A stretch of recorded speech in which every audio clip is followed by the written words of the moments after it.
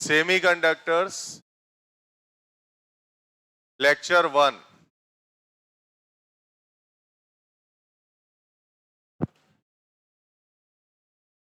और इस वाले का सिलेबस भी सुन लीजिएगा, या अभी नहीं, 8:30 बजे बताऊंगा। पढ़ा ले थोड़ा। देखो भाई साहब, ऐसा होता है कि अगर हम कंडक्टिविटी के बेसिस पर बात करते हैं, दीदी नमस्ते, हम यहाँ पे अगर कंडक्टिविटी की बात करते हैं तो कंडक्टिविटी के ग्राउंड पे जो मटेरियल है वो 3 तरीके से डिस्ट्रीब्यूट किया गया है। पहला होता है कंडक्टर्स, दूसरा होता है सेमीकंडक्टर्स और तीसरा होता है इंसुलेटर्स। राइट।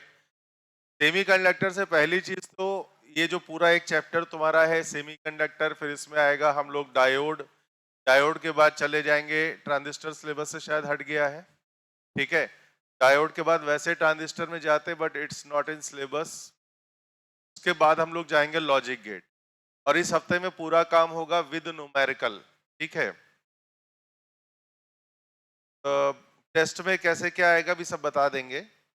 चलिए काम की बात करते हैं थोड़ा। जब हम कंडक्टर्स की बात करते हैं, आपने करंट इलेक्ट्रिसिटी में पढ़ा है कि कोई भी करंट कैरिंग कंडक्टर होता है उसमें ट्रेमेंडस अमाउंट ऑफ फ्री इलेक्ट्रॉन्स होता है। कहानी भी मैंने आपको सब कहां से आते हैं। मैंने आपको बोला था कि जो मेटल होता है इसका जो आउटर इलेक्ट्रॉन होता है एटम में, ये बॉन्डेड होता है, थोड़ी भी एनर्जी पा लेता है तो उसके बाद ये एटम को छोड़ के निकल जाता है, ठीक है। तो ये खींच के ही स्पेस में रहता है, बॉडी को छोड़ के नहीं निकलता, और वहां पर रैंडम मोशन करता है, जिगजैग मोशन। फिर जब आप किसी इलेक्ट्रिक फील्ड में इसको अप्लाई कर देते हो तो यूनिडायरेक्शनल भागने लगता है, तो हम बोलते हैं वहां पे करंट चल रही है। That current is defined as conduction current, नाम याद रखना। That current is defined as conduction current, और इसी वजह से बॉडी को हम लोग कंडक्टर्स के नाम से जानते। उसके बाद नंबर आता था इंसुलेटर्स का, भी सेमीकंडक्टर की बात नहीं उठी। इंसुलेटर्स की कहानी क्या होती थी? इंसुलेटर में हम बोलते थे कि किसी प्रकार का फ्री इलेक्ट्रॉन मौजूद ही नहीं है। अब जब किसी प्रकार का फ्री इलेक्ट्रॉन नॉर्मल कंडीशंस में मौजूद नहीं है, तो जनरली हम इंसुलेटर्स के बारे में ये बात बोल देते हैं कि उसमें किसी प्रकार की कोई भी कंडक्टिविटी नहीं होने वाली। जैसे प्लास्टिक ले लीजिए, वुड ले लीजिए, इस तरह की बॉडीज है। अब नंबर आता है सेमीकंडक्टर का। सेमीकंडक्टर की कहानी ना थोड़ी सी अलग हो जाती है। इसमें हमें ये देखना पड़ता है कि कंडक्टिविटी कब हो रही है और कब नहीं हो रही। अगर हम सेमीकंडक्टिंग बॉडीज को लो टेम्परेचर पर लेके जाते हैं तो ये इंसुलेटर बन जाते हैं, और रूम टेम्परेचर या उससे ज्यादा टेम्परेचर प्रोवाइड करोगे तो इसमें कंडक्टिविटी देखने को मिलती है। तो now the question is this, कि ऐसा क्या रहता है इसमें कि टेम्परेचर के हिसाब से कंडक्टिविटी बदल रही है, जबकि मेटल में ऐसा नहीं है। बहुत ड्रास्टिक जब आप टेम्परेचर चेंज करोगे तब मेटल में कंडक्टिविटी का परिवर्तन आप देखते हो। इंसुलेटर की भी यही बात है कि जब इंसुलेटिंग बॉडी को बहुत ड्रास्टिकली हाई टेम्परेचर पर ले जाते हो तब वो कंडक्शन का काम करते हैं। बट सेमीकंडक्टर में थोड़ा सा अलग हो जाता है क्राइटेरिया। उसमें कहता है कि टेम्परेचर वेरिएशन जहां तुमने किया, मतलब आप समझिए 10 20 50 डिग्री का टेम्परेचर अगर आपने चेंज किया तो कंडक्टिविटी में ड्रास्टिक चेंज आ जाएगा। अब क्यों आता है, उसकी एक वजह है। देखिए कहानी यहां पे शुरू होती है एनर्जी बैंड इस नाम के साथ में। आपने एटॉमिक स्ट्रक्चर में एनर्जी लेवल पढ़ा है। एनर्जी लेवल के बारे में मैंने आपको बताया था कि it's a single energy line. और बोर्ड की तरफ देख के, क्योंकि ये चैप्टर आपके समझने वाला है, तो ध्यान दीजिएगा, पूरा ध्यान यहीं रखना, ठीक है। समझ में आना चाहिए, कर तभी पाओगे सवाल इसका, लेकिन कठिन नहीं है। बुद्धि यहां रखोगे तो सब आएगा समझ। एनर्जी लेवल के लिए हम लोग बोलते थे it's a specific energy line. हम लोगों ने लाइन स्पेक्ट्रम पे बात करी थी। जैसे ग्राउंड स्टेट को बोल देते हो कितना होता है -13.6, फिर और कहने का मतलब जितने भी इलेक्ट्रॉन यहाँ पर एग्जिस्ट करेंगे वो सारे के सारे कॉमन एनर्जी को फॉलो करते, ठीक है। तो दिस इज एनर्जी लेवल, बिल्कुल स्पेसिफिक एनर्जी लाइन इसकी होगी।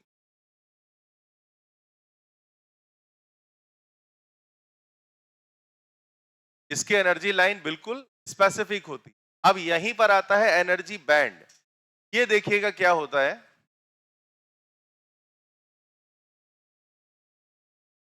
ये जो बैंड नाम आया ना, it is the group of energy level. पहले तो यही समझ लीजिएगा, ग्रुप ऑफ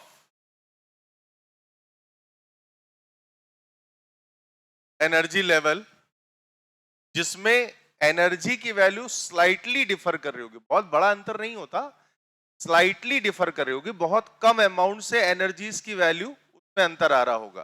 तो यहां पे हम लिख सकते हैं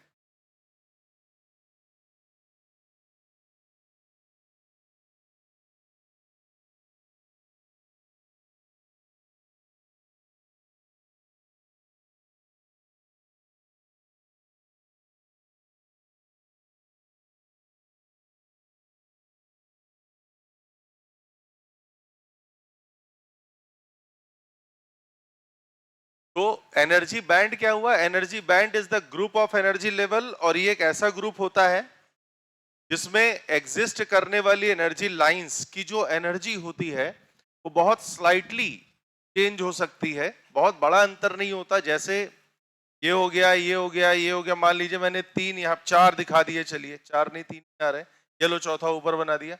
अब ये जो पूरा ग्रुप ऑफ एनर्जी लेवल है, ये E1, ये E2, ये E3, ये E4, तो इसके लिए अपन लोग क्या बोलेंगे नाम, ये एनर्जी कितनी है E1, ये कितनी हो गई E2, ये कितनी है E3, ये कितनी है मान लीजिए E4। तो अब इसका जो कलेक्शन है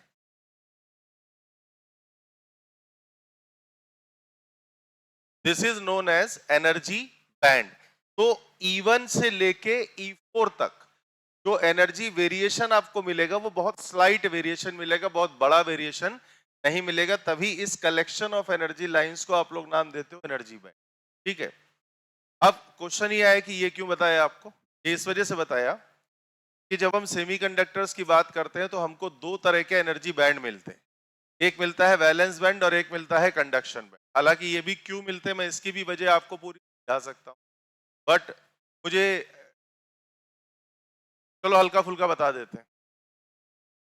नहीं कल को कोई तुमसे पूछे कि वैलेंस बैंड भरा क्यों होता है, कंडक्शन बैंड खाली क्यों होता है, तुम जवाब नहीं दे पाओगे, बस ये कह पाओगे कि हाँ सर ने बताया था क्लास में, इसलिए इतना लिख लीजिए पहले।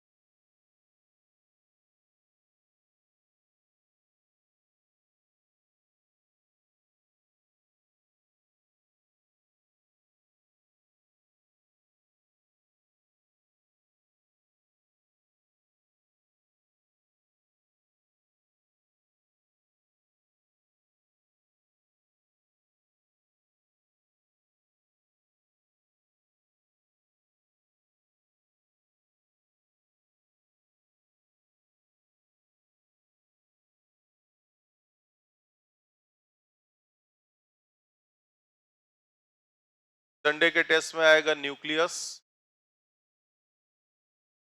सेमीकंडक्टर्स, लॉजिक गेट तक। लॉजिक गेट पे थोड़ा डाउटफुल है, मेरा हो जाएगा, मेरे से कोई दिक्कत, मैं पढ़ा दूंगा। ठीक है, लॉजिक गेट पे थोड़ा डाउटफुल है, मैं आपको बात करके, लेकिन इतना तो आएगा ही आएगा। वैसे अभी माइंड में कब रखना लॉजिक गेट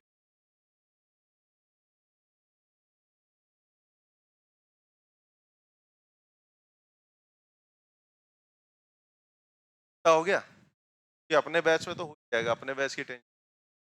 हाँ भाई, तो एनर्जी बैंड क्या बोला, ग्रुप ऑफ एनर्जी लेवल। अब देखो ये एनर्जी बैंड की कहानी एक्चुअली मैंने क्यों बताई, के लिए थोड़ा चले जाइएगा, और इसके लिए आपको केमिस्ट्री में आपने मॉलिक्यूलर ऑर्बिटल थ्योरी पढ़ी होगी। मॉलिक्यूलर ऑर्बिटल थ्योरी में आपने देखा होगा जब बॉन्डिंग होती है तो जो एनर्जी बैंड होते हैं वो स्प्लिट होते हैं और सब एनर्जी लेवल्स में टूटते हैं। इसे क्या देख रहे हो, पढ़ा होगा, पढ़ा है ना, पक्का में है ये बायोलॉजी में।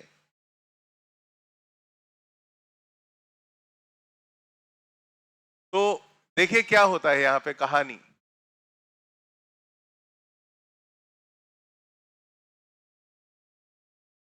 इस ग्राफ को अभी बनाने की जरूरत मत करना वरना गलत बनाओगे, ठीक है? पूरा बन जाए उसके बाद बनाना, मैं समय दे दूंगा आपको।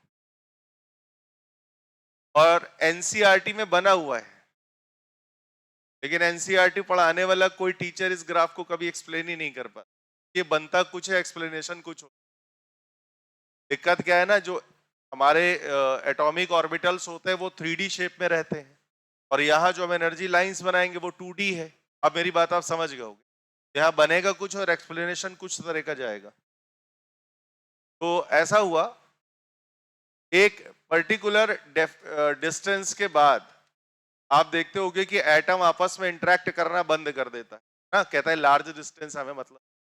और जब एटम का इंटरेक्शन नहीं होगा, फिर आप ये समझ लो कि जो इनिशियल एनर्जी लाइंस होती हैं, जैसे आपका 1s2 2s2 वाला जो आप पूरा सीन करते हो, तो यहाँ पे मैं सबसे पहले एक काम करता हूं, दो रिफरेंस एटम है, दो नहीं इवन एक एटम यहाँ पे उठाता हूं, ये वाला, ठीक है? ये सिंगल एटम में लाया तो उसको कोई अपोजिशन नहीं मिला होगा, तो मैंने ला के रख दिया, और मेरे द्वारा किया गया वर्क भी क्या होगा, 0। भाई जब कोई अपोजिशन नहीं, मैं कोई फोर्स नहीं लगाऊंगा इसको लाने में, जब कोई फोर्स नहीं लाऊंगा तो आराम से मैं यहाँ पे लाके इसको रख सकता। पहले आइटम में तो कोई इशू नहीं। कहानी शुरू होती जब आप दूसरे आइटम को लेकर आते हो, और इस चीज को समझना भाई ध्यान से। दूसरे आइटम के लिए जब हमने काम करना शुरू किया, तो देखो सबसे पहले जो बेसिक लाइन थी इसकी, वो ये थी, वो वाला बोर्ड होता दूसरा वाला, तो उसमें चट चट लाइन खींच, इसको अपन लोगों ने बोला 1s2, ठीक? फिर से ध्यान देना, इसके ऊपर वाली जो लाइन आई एनर्जी की, ये वाली लाइन आई आपकी,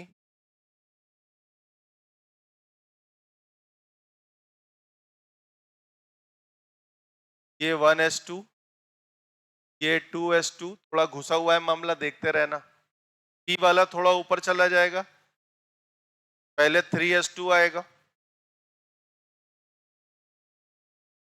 और मैं किसके लिए बना रहा हूं ये भी आपको बताया दे रहा हूं, मैं यहाँ पे फॉलो कर रहा हूं सिलिकॉन के लिए। सिलिकॉन का एटॉमिक स्ट्रक्चर का वो सीक्वेंस याद है, 1s2 2, बनाओ जरा।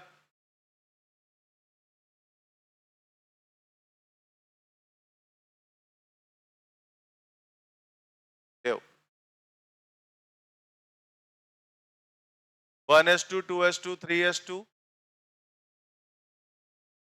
p6 भी जाएगा, हाँ 1s2 2s2। देखो हम गलत बोल दे कोई फर्क नहीं पड़ेगा, तुम्हारा गलत नहीं होना चाहिए। 1s2 2s2 2p6 3s2 3p 3p 3p 4 होता है। वाह भैया। तो ये चला गया 1s2 2s2, फिर आप इधर लेके आओगे 2p6,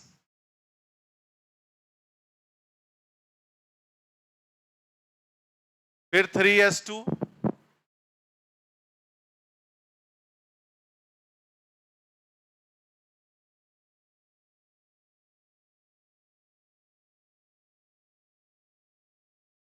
और 3p, हाँ 3p4 ऊपर मारेगा, एकदम उछाल मारेगा बढ़िया। सिलिकॉन एटॉमिक नंबर कितना होता है, 14 होता है ना। जोड़ लो 1s2 2s2 4 ये हो गए, 6 4 10 और 4 14, 3s2 3p2 जा रहा है, हाँ 3s2 3p2 जा रहा है, 4 कहाँ है?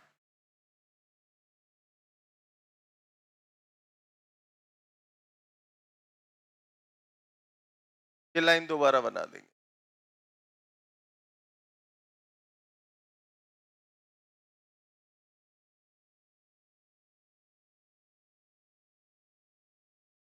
सुनो भाई,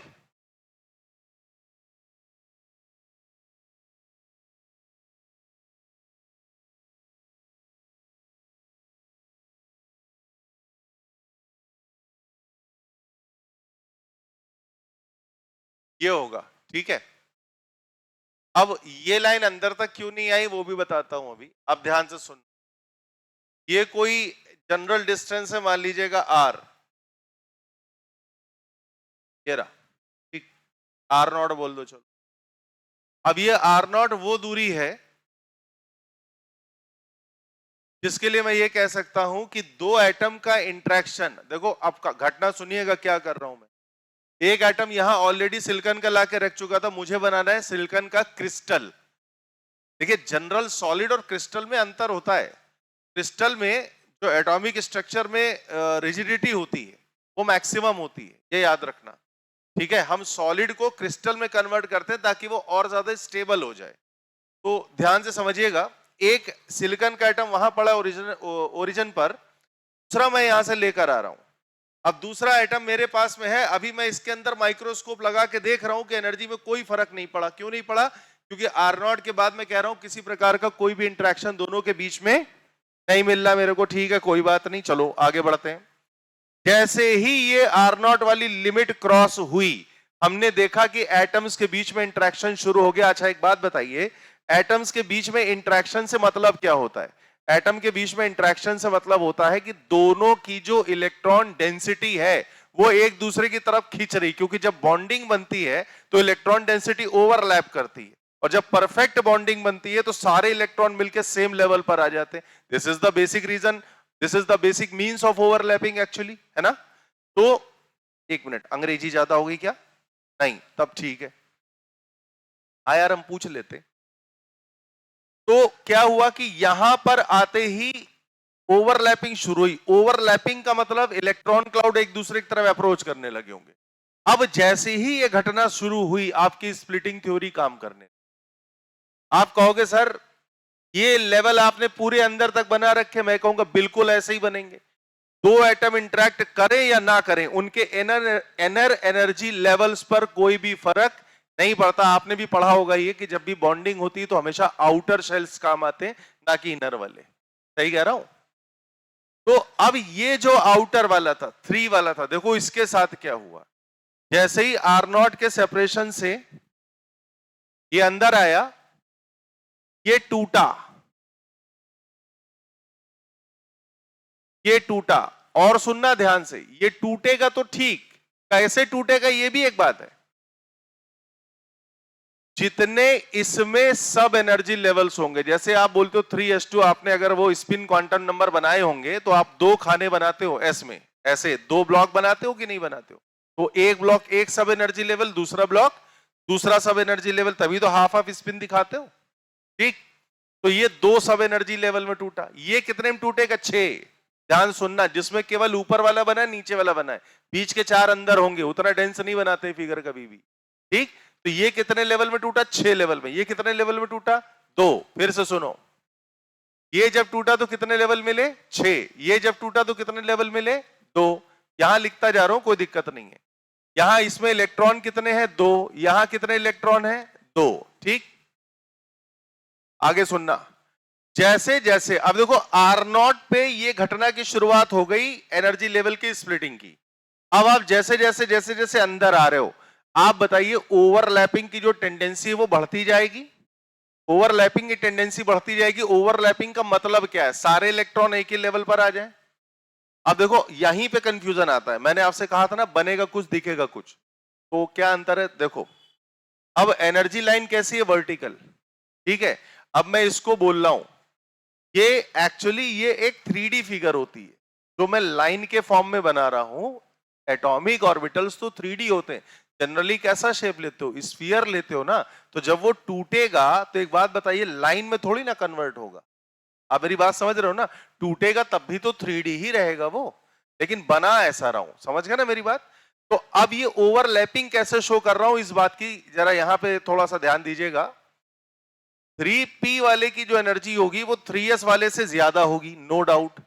जब ये टूटा तो इसमें 4, इसमें बने 6 लेवल टोटल, ठीक। इसमें कितने बने?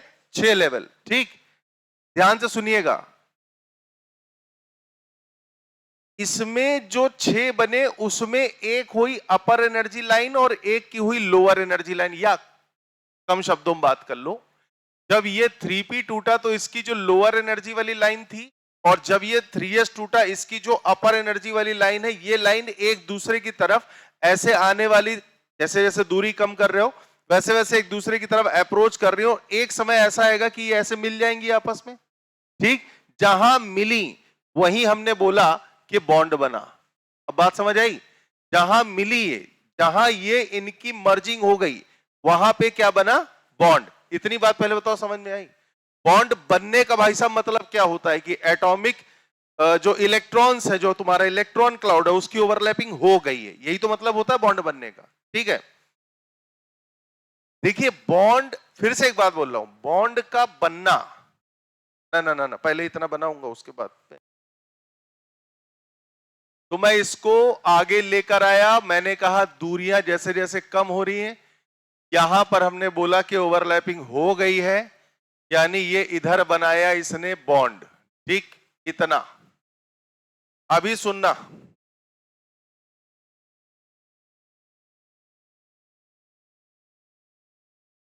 बॉन्ड जैसे ही बना, हमने कहा ये कोई आर डैश का दूरी रहा होगा, तो ये आर डैश वाली दूरी पर बॉन्डिंग बन गई, ठीक है। बॉन्डिंग बन गई, हमने कहा सारे इलेक्ट्रॉन सेम लेवल पर आ गए। अब यार एक बात बताना, बहुत कायदे से सुनना, बॉन्ड का बनना और बॉन्ड का स्टेबलाइज होना दोनों में अंतर है। मानते हैं आप? जैसे दो लोग हैं, दोस्ती होना और दोस्ती का स्ट्रांग होना, दोनों में अंतर है। ऐसे ही कह रहा हूं, बॉन्ड का बनना और उस बॉन्ड का स्ट्रांग होना, ठीक है, दोनों में क्या है? अंतर है। बॉन्ड तो बन गया यहां पे, लेकिन वो स्ट्रांग नहीं हुआ, क्योंकि उसके अंदर अंदर ना एक विद्रोह चल रहा था। किसका? इलेक्ट्रॉन्स का। आप कहोगे क्या मतलब? मतलब समझो यार। हुआ ये कि यहां जैसे ही बॉन्ड बना, टोटल कितने एनर्जी लेवल आपने देखे होंगे? अब 6 इसके, 2 इसके, टोटल कितने हो गए? 8 लेवल हो गए। थोड़ा सा आगे बढ़ाता हूं इस फिगर को, तुम्हें समझ में आएगा। ये कैसे, मान लो एक रफ स्केच है यार, है ना, जैसे बहुत वैसा सुंदर डायग्राम नहीं बना रहा हूं, बस तुम्हें समझ में आ जाएगा। लेकिन तो यहां अब बताओ, बीच में टोटल कितने एनर्जी लेवल है? 8। ओवरलैपिंग के बाद क्या ये कह सकते हो 8 के 8 सेम एनर्जी लेवल के होंगे? ओवरलैपिंग हो गई, अब अलग अलग एनर्जी तो नहीं मिलेगी। ओवरलैपिंग का मतलब क्या है? अलग अलग एनर्जी सेम लेवल पर आके ओवरलैप कर गई, मतलब सेम लेवल पर आके एक दूसरे में फिट बैठ गए। अब जब 8 लेवल है, ये ऐसे आ रहे थे, ऐसे फिट हो गए आके। अब जब 8 लेवल है, तो आठों के सेम एनर्जी तो मिलेगी आपको, क्योंकि ओवरलैप हो चुके, राइट। दिक्कत समझो क्या है बनी यहां पे। अब टोटल थे लेवल तुम्हारे पास 8, इलेक्ट्रॉन थे 4। मैं एक संत के कहे हुए वचन आपको सुना रहा हूं, संत का नाम आपको बताना है, ठीक। वो संत ये कह के गए थे कि जो इलेक्ट्रॉन होता है वो इंक्रीजिंग ऑर्डर ऑफ एनर्जी में फिल करता है, ऑफ पाऊ, ठीक। पाऊ सरनेम इसलिए रखा था, उनका कुत्ता उनको बहुत प्यारा था। सबसे पूछा जा रहा था भाई इनका क्या सरनेम रखे, तो वो एकदम से भौंक दिया, बाऊ। सबको लगा ये बाऊ बोला, ठीक है, खैर जाने दीजिए।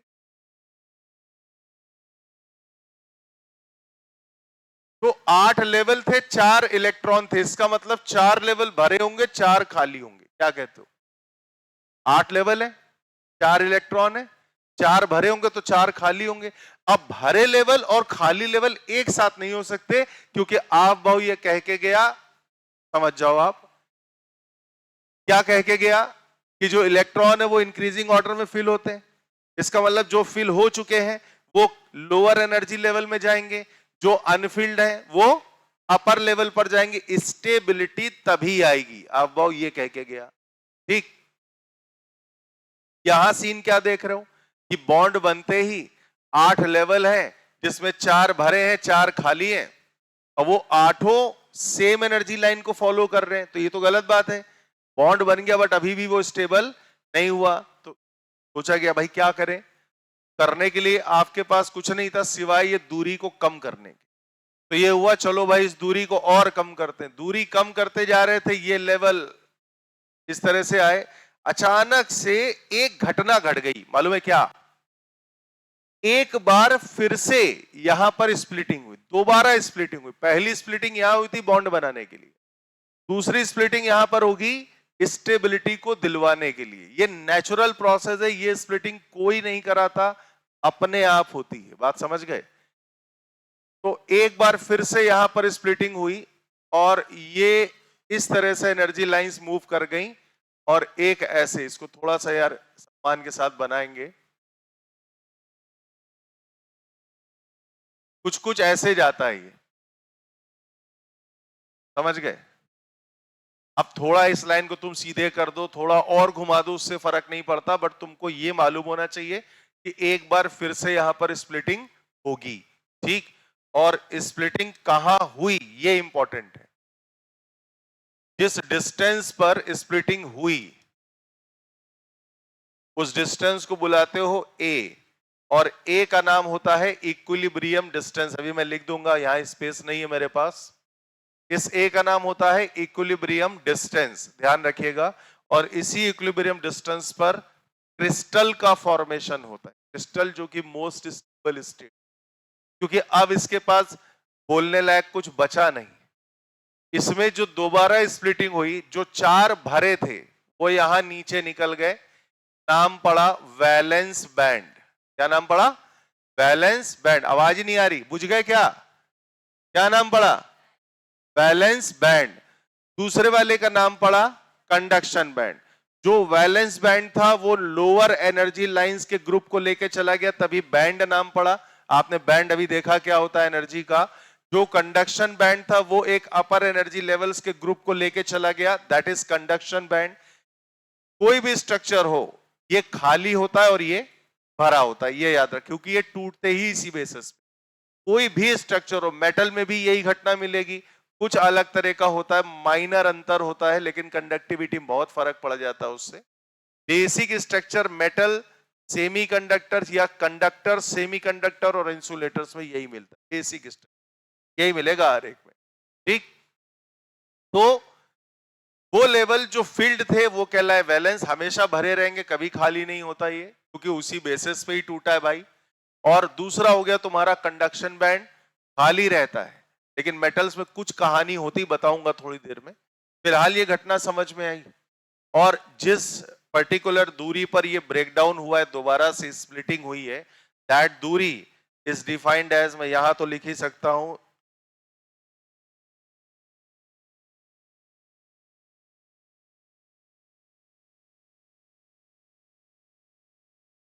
इक्विलिब्रियम डिस्टेंस, और क्रिस्टल का फॉर्मेशन हो गया। अब अगर आप ये कहते हो कि आपके पास एक सिलिकॉन का क्रिस्टल है, अगर आप ये कहते हो कि आपके पास एक सिलिकॉन का क्रिस्टल है, तो नो डाउट आप इसी स्ट्रक्चर पे डील कर, समझ गए? खैर, अब एक घटना यहीं पर है, यहीं पे समझ लो, इतनी बढ़िया फिगर बनाई इतनी मेहनत से आपके लिए। एक नाम आपने सुना होगा फॉरबिडन एनर्जी का, नहीं सुना? तब बनाओ।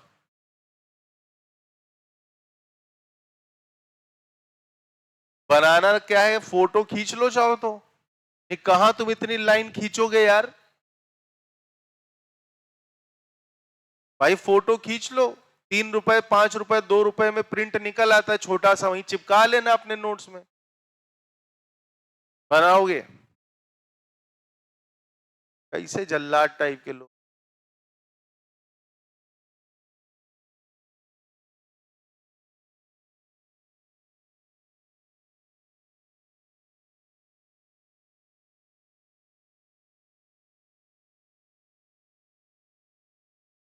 तुमने मुझे टेंशन दे दी, आज मैं ग्लास से नहीं डायरेक्ट बोतल से।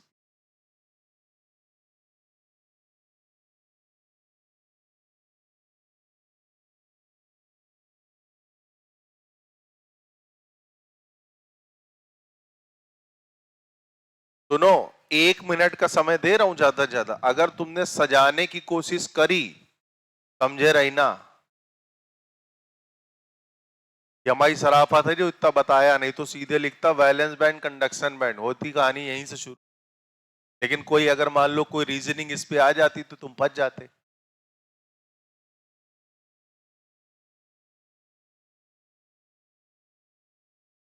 बना लिया, बहुत बढ़िया। नहीं बना लिया?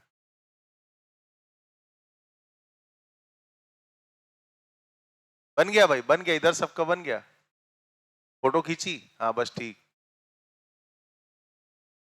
फोटो खींच के 5 रुपए जरूर खर्चा कर लेना, प्रिंट निकलवा के चिपका लेना है।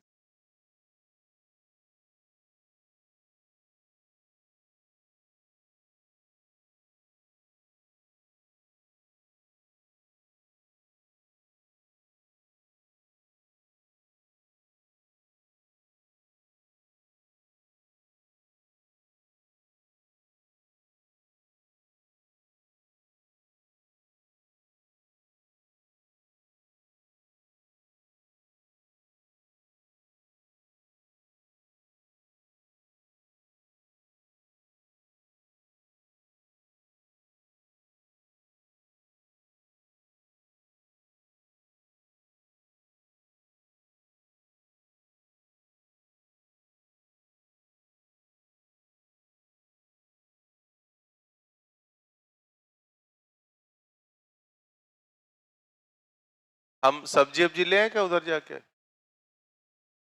है?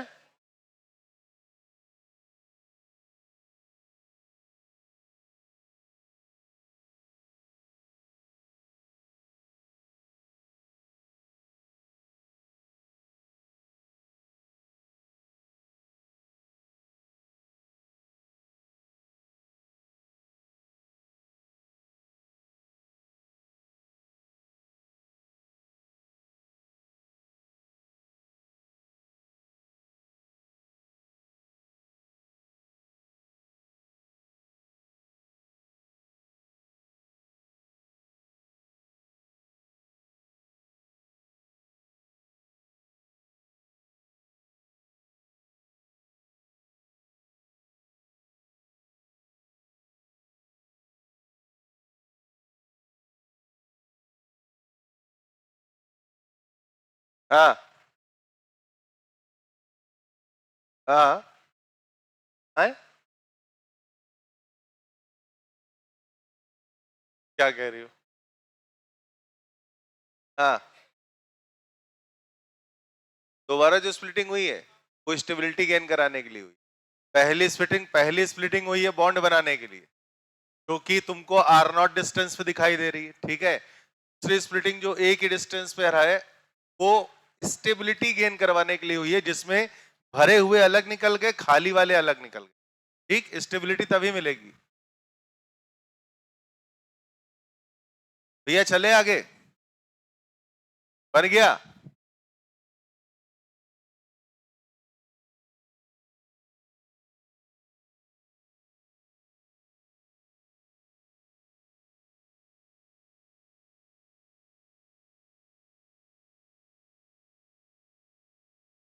बन गया बेटा? बस तुम्हारे लिए रुका हूं सच्ची,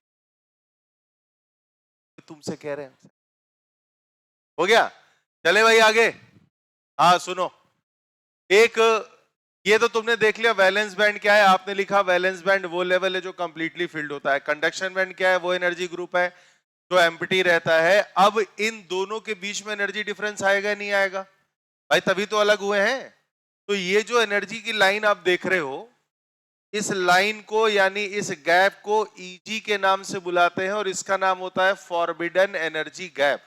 एक बात सुन लेना लिखने के पहले, इसको किताबों में इसकी डेफिनेशन थोड़ा गलत ढंग से दी होती है। वो कहते हैं कि जो फॉरबिडन एनर्जी गैप होता है ये कंडक्शन बैंड और वैलेंस बैंड के बीच की एनर्जी का डिफरेंस है। आप कहोगे तो उसमें गलत क्या है? गलत एक बात है, कंडक्शन बैंड मतलब एनर्जी बैंड, इसमें खुद ही अलग अलग लाइंस होंगी एनर्जी की। बैलेंस बैंड मतलब एनर्जी का बैंड, इसमें भी अलग अलग लाइंस होंगी, किसी की एनर्जी ज्यादा किसी की कम, यहां भी होगी किसी की ज्यादा किसी की। तो अगर फॉरबिडन एनर्जी गैप को सही तरीके से जानना चाहते हो तो आपको ऐसे बोलना चाहिए कि it is the energy difference between the lower energy line of conduction band. ध्यान से सुनिएगा क्या बोल रहा हूं, lower energy line of conduction band and upper energy line of balance band. अबीर बाबू मैंने अभी क्या समझाया यहां पे?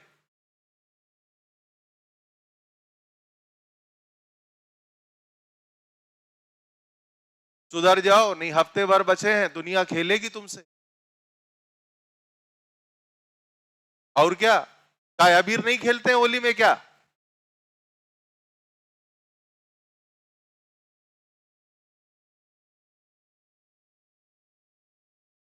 हाँ भाई, समझ गए मेरी बात? क्या बोला? कंडक्शन बैंड की लोअर एनर्जी लाइन और वैलेंस बैंड, पूरे साल में पहली बार तुम्हारी मौज ली भाई। हाँ, बुरा तो नहीं लगा? काश ये कहता हाँ लगा, फिर बताता। खैर, कंडक्शन बैंड की लोअर एनर्जी लाइन और वैलेंस बैंड की अपर एनर्जी लाइन, इसका जो एनर्जी डिफरेंस है, दिस इज कॉल्ड फॉरबिडन। कभी कोई पूछे कहीं ऑप्शन में आपको मिले तो आपको इसी पॉइंट पे ध्यान देना है, ठीक है? फॉरबिडन एनर्जी गैप क्या होता है? It is the energy difference between lower energy line of conduction band and upper energy line of valence band. ठीक है, लिखवा दूं क्या छोटे छोटे पॉइंट्स? लिखो। एनर्जी बैंड एंड तो तुमने लिख ही लिया था।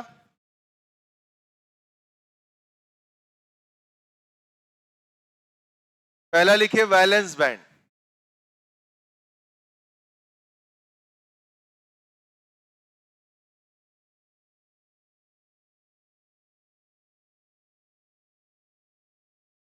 वैलेंस बैंड में पहला point, always filled with valence electron.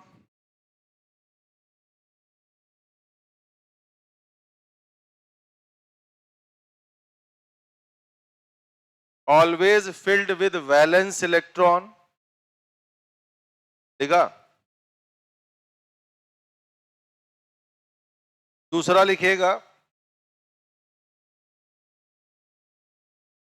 No flow. No flow है, no flow of electric current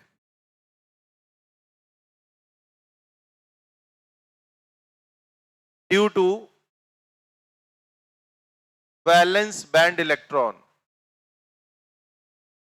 no flow of electric current due to valence band electron. कहने का तात्पर्य क्या है कि आपको वैलेंस बैंड में इलेक्ट्रॉन नजर आ रहे हैं, बहुत अच्छी बात है, लेकिन कभी भी इलेक्ट्रिक करंट के फ्लो में ये इलेक्ट्रॉन पार्टिसिपेट नहीं करेगा। वैलेंस बैंड वाला इलेक्ट्रॉन कभी भी पार्टिसिपेट नहीं करता है। अभी दिमाग में तुम्हारे सवाल आया होगा तो करंट कैसे चलता है? एक्चुअली वैलेंस का इलेक्ट्रॉन जंप करके कंडक्शन में जाता है, यहां से वो इलेक्ट्रॉन करंट में पार्टिसिपेट करता है। ठीक है, अभी छोटा सा एक आंसर दे दिया है ताकि आपकी जिज्ञासा शांत हो जाए। चलिए, दूसरा लिखिएगा कंडक्शन बैंड।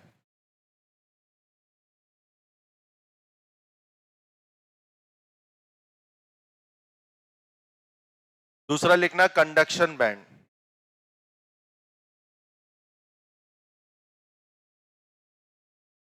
कंडक्शन बैंड में लिखिएगा it is empty, it is empty और पार्शियली फिल्ड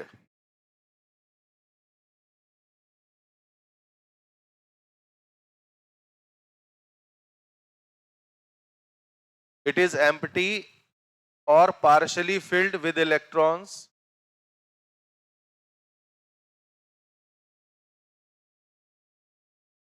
next point पे लिख लेना the electrons of conduction band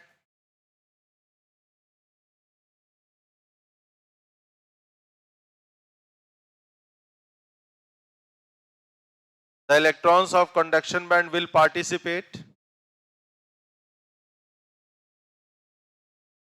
the electrons of conduction band will participate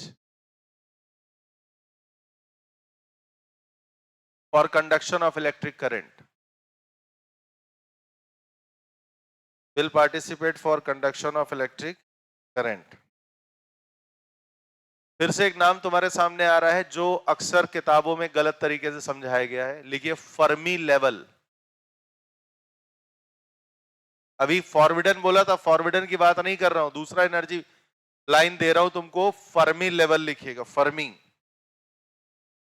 पहले लिखिएगा फिर आपको समझा दूंगा।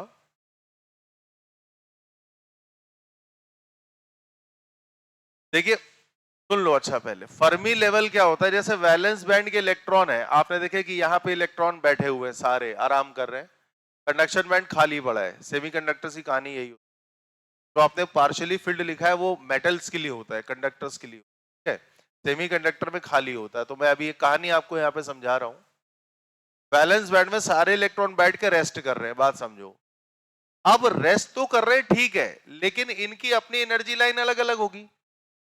तो ऐसा कहा जाता है, ये एक इमेजिनरी एनर्जी लेवल होता है, पहले तो ये समझिए, जो कभी कभी वैलेंस बैंड को क्रॉस करके ऊपर निकल जाता है। कभी कभी बोल रहा हूं, हमेशा नहीं।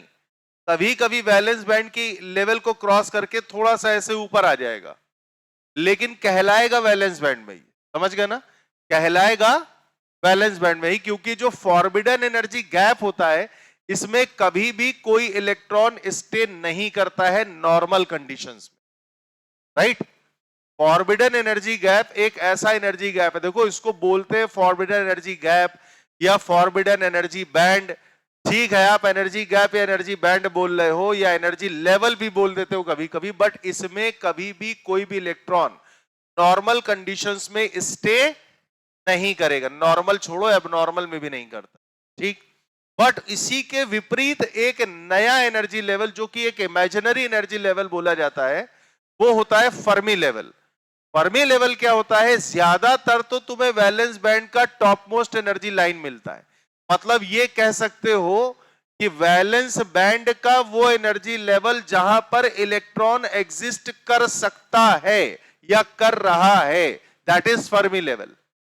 वो यहां पे भी भाई वैलेंस बैंड है, इसका मतलब ये नहीं है सब भरा ही होगा। हो सकता है एक आधा एनर्जी लेवल यहां भी खाली आ गया हो। भाई ये तो देखिए नेचुरल स्प्लिटिंग है, पॉसिबिलिटी तो किसी चीज की भी हो सकती है, और हम कभी भी 100% आइडियलिज्म तो नहीं फॉलो कर सकते हैं रियल में होने वाली घटनाओं के प्रति, है ना? तो ऐसा भी मान सकते हैं कि हो सकता है कोई एक आधी जो इसमें हायर एनर्जी लाइन है वो खाली रह गई हो। तो फर्मी लेवल को बोला जाता है वैलेंस बैंड का वो एनर्जी लेवल जहां पर इलेक्ट्रॉन स्टिक कर सकता है, वैलेंस बैंड का वो मैक्सिमम एनर्जी लेवल जहां पर इलेक्ट्रॉन एग्जिस्ट कर रहा होता है, that level is defined as Fermi level. क्या बोला? वैलेंस बैंड का वो मैक्सिमम एनर्जी लेवल जहां पर इलेक्ट्रॉन एग्जिस्ट कर सकता है, that level is defined as Fermi level. समझ के बात? क्लियर है कहानी? तो ये फर्मी लेवल हो गया। अब फर्मी लेवल में कभी कभी क्या होता है, देखिए ये सब ऑब्जर्वेशंस होते हैं, इसके पीछे के कोई रीजनिंग नहीं होती। हमने जब माइक्रोस्कोप से घटनाएं देखी तभी हम आपको बता पा रहे हैं। कहने को ये मेरे लिए बड़ा आसान था डेफिनेशन के पॉइंट ऑफ व्यू से कि फर्मी लेवल वो maximum energy level valence band के अंदर वाला होता है जिसमें इलेक्ट्रॉन एग्जिस्ट कर सकता है। बट कई सारे केसेस में यह देखा जाता है कि फर्मी लेवल वैलेंस बैंड को क्रॉस कर चुका होता है। समझ गए? जैसे जर्मेनियम है, तो हम लोग बोलते फर्मी लेवल यहां कहीं बीच में होता है फॉरबिडन। और आपने डोपिंग नाम सुना है, सेमीकंडक्टर में करी जाती है। डोपिंग करते वक्त से ये फर्मी लेवल ऊपर नीचे भागता है। ताकि उधर डीप में नहीं जाऊंगा, लेकिन ऐसा होता है। समझ गए बात को? तो आपको ये याद रखना है फिलहाल स्टैंडर्ड डेफिनेशन क्या कहती है फर्मी लेवल की, कि वैलेंस बैंड का वो मैक्सिमम एनर्जी लेवल जहां पर इलेक्ट्रॉन स्टे कर सकता है, that energy level is defined as Fermi level. लेकिन कुछ घटनाओं में ये फर्मी लेवल वैलेंस बैंड के बाहर भी रहता है। आप समझ गए? लेकिन कहलाएगा वैलेंस बैंड का। आप समझ गए ना मेरी बात? ये नहीं कह सकते हो कि इलेक्ट्रॉन फॉरबिडन में एग्जिस्ट करने लगा, ये तो कभी हो ही नहीं सकता, क्योंकि ये गैप इसीलिए बना ही था ताकि भरे वाले और छोटे वाले अलग अलग हो पाए। आप सोचो ना, ये क्यों बना था भाई? ये स्प्लिटिंग हुई तभी बना, और स्प्लिटिंग क्यों हुई? ताकि भरे वाले अलग हो जाए, खाली वाले अलग हो जाए। हाँ, अब इसमें एक आधे विद्रोही स्वभाव के बैठे होंगे, वो कहेंगे हम तो बाहर रहेंगे गेट के। वो गेट के बाहर खड़ा है, बात समझो, बीच में नहीं रह रहा। अब समझ गए आप मेरी बात? तो कभी कभी फर्मी लेवल में यह भी देखा जाता है कि जो फर्मी लेवल वाला इलेक्ट्रॉन होता है वो वैलेंस बैंड को जस्ट क्रॉस करके ऊपर बैठा रहता है। लेकिन इसका मतलब ये नहीं है कि आप ये बोल दोगे कि इलेक्ट्रॉन फॉरबिडन में एग्जिस्ट कर रहा है, क्योंकि ये रीजनिंग का सवाल प्रॉपर आ चुका है कि why there is no electron in forbidden energy gap. तो रीजनिंग यही सब थी, और उसमें फर्मी भी घुसा हुआ था। बट फाइनल रीजन उसमें यही था कि electron can never exist in forbidden energy gap, but in case of Fermi level it can just exceed from the valence band. अब समझ गए? तो वो कह रहा है कि फर्मी में कभी भी वो ये कह रहा है कि फॉरबिडन में कभी भी इलेक्ट्रॉन एग्जिस्ट नहीं करेगा। नहीं करेगा मतलब नहीं करेगा, ये बना ही इसी बेसिस पे है ताकि भरे वाले अलग निकल जाए, खाली वाले अलग निकल जाए। लेकिन छोटे बच्चे नहीं होते को हम तो गेट पर रहेंगे, आप मेरी बात समझ गए, तो ये वही छोटा बच्चा है, वो गेट पे खड़ा है, लेकिन कहलाएगा किसका? इसी का, वो इस बैंड का नहीं कहलाएगा। अब बात समझ गए आप मेरी? फॉरबिडन के लिए हमेशा आपको यही मार्किंग करनी है कि it is finally an empty level, इसमें कभी भी इलेक्ट्रॉन का एग्जिस्टेंस नहीं हो सकता भाई, बना ही उसी बेसिस पे ताकि भरे अलग और खाली अलग निकल। ठीक है बात? अरे समझ आया कि नहीं आया मैं क्या कह रहा? अब हेडिंग डालिएगा क्या? Fermi level. Fermi level heading डालो।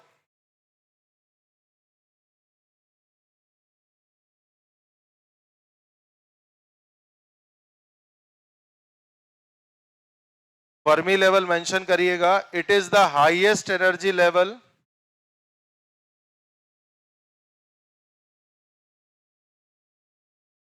it is the highest energy level occupied by electrons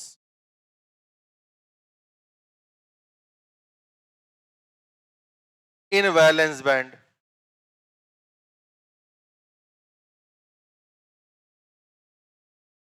बात समझ गए? कहीं कोई रीजनिंग है तो यही फॉलो करना है आपको कि वैलेंस बैंड का हाईएस्ट एनर्जी लेवल जहां पे इलेक्ट्रॉन स्टे कर रहा है। ठीक, ध्यान रखिएगा। खैर, अभी हेडिंग डालो। अच्छा, ये पॉइंट लिखवाने की जरूरत है क्या कि कंडक्शन बैंड की एनर्जी हाई होती, वैलेंस की लो होती? ये भी बताना पड़ेगा? नहीं। क्यों? कि वैलेंस बैंड भरा होता है, भरा है तो लोअर एनर्जी है, कंडक्शन खाली है तो अपर एनर्जी है। यार इसमें क्या है, इसके एक सवाल अभी दूंगा आपको। एक हेडिंग डालिएगा, forbidden energy gap. Forbidden energy gap.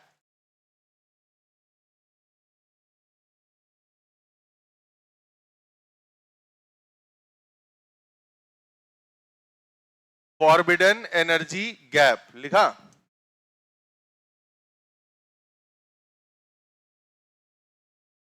लिखिएगा, it is the energy difference, it is the energy difference between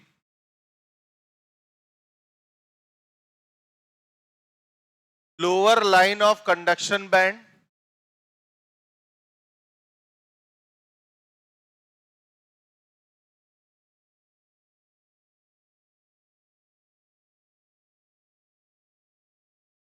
lower line of conduction band and upper line of valence band।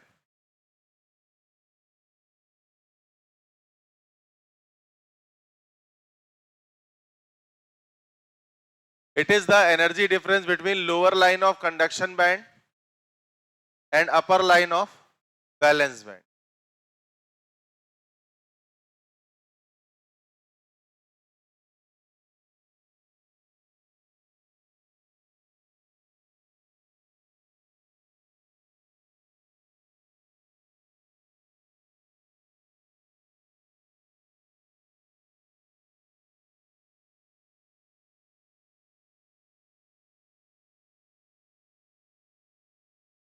This is forbidden energy gap।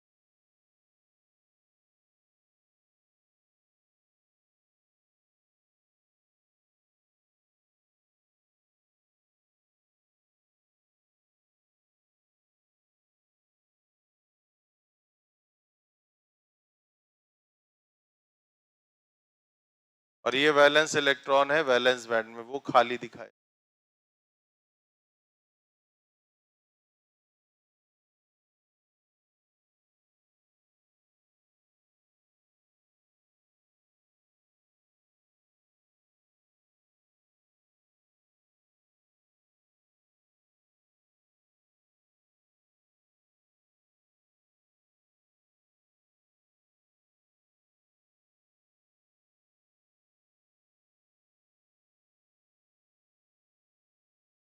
भाई साहब हो गया?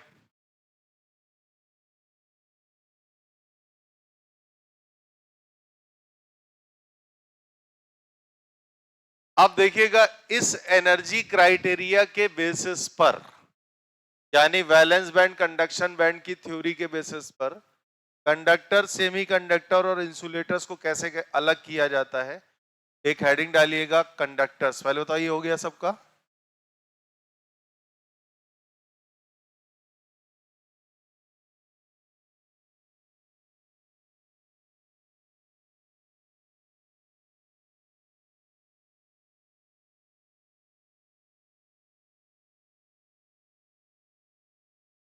Conductors, conductor में पहला point valence, तुम्ही लिख लो, valence band is completely filled and conduction band is empty.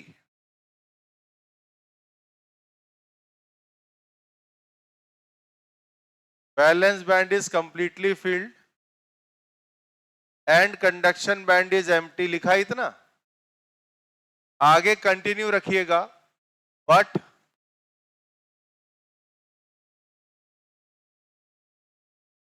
there is a slight overlapping between valence band and conduction band, but there is a slight overlapping between valence band and conduction band, due to which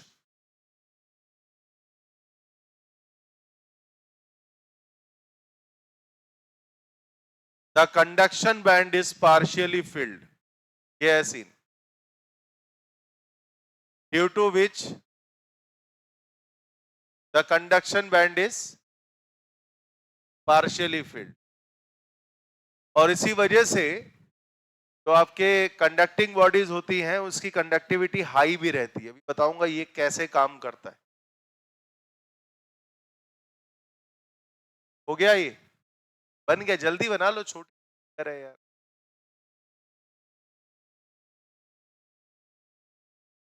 आज शाम को class है आपकी, क्यों 6:30 वाला time सही था है बेटा? तो 6:30 से 8 डन रहा। ठीक, देखो अनाउंसमेंट आए और चाहे ना आए, जैसे अभी फ्राइडे वाली दिन हिना मैम भी नहीं थी, दिव्या मैम भी नहीं थी, मनीष सर भी नहीं थे, लास्ट मोमेंट पे मनीष सर है तब वो ग्रुप शेयर हो पाया आप में। आपकी क्लास होगी और अगर यूट्यूब का लिंक आप तक ना भी आए तो आप अपने कोचिंग का जो चैनल है नीट वाला, इसमें जाके लाइव सेक्शन पर आ जाना और क्लास अटेंड कर लेना। मेरी बात समझ गए? अगर किसी कारण से नहीं हो पाता, वैसे आज सारे लोग हैं तो काम हो जाएगा, लेकिन अगर ऐसा नहीं हो पाता है तो माइंड मेकअप रखिएगा, हमसे पूछना नहीं कि आज क्लास है कि नहीं, वो है तुरंत मान लेना कि क्लास है। ठीक, अनाउंसमेंट ना है वो एक अलग बात है। कितना लिख गया भाई?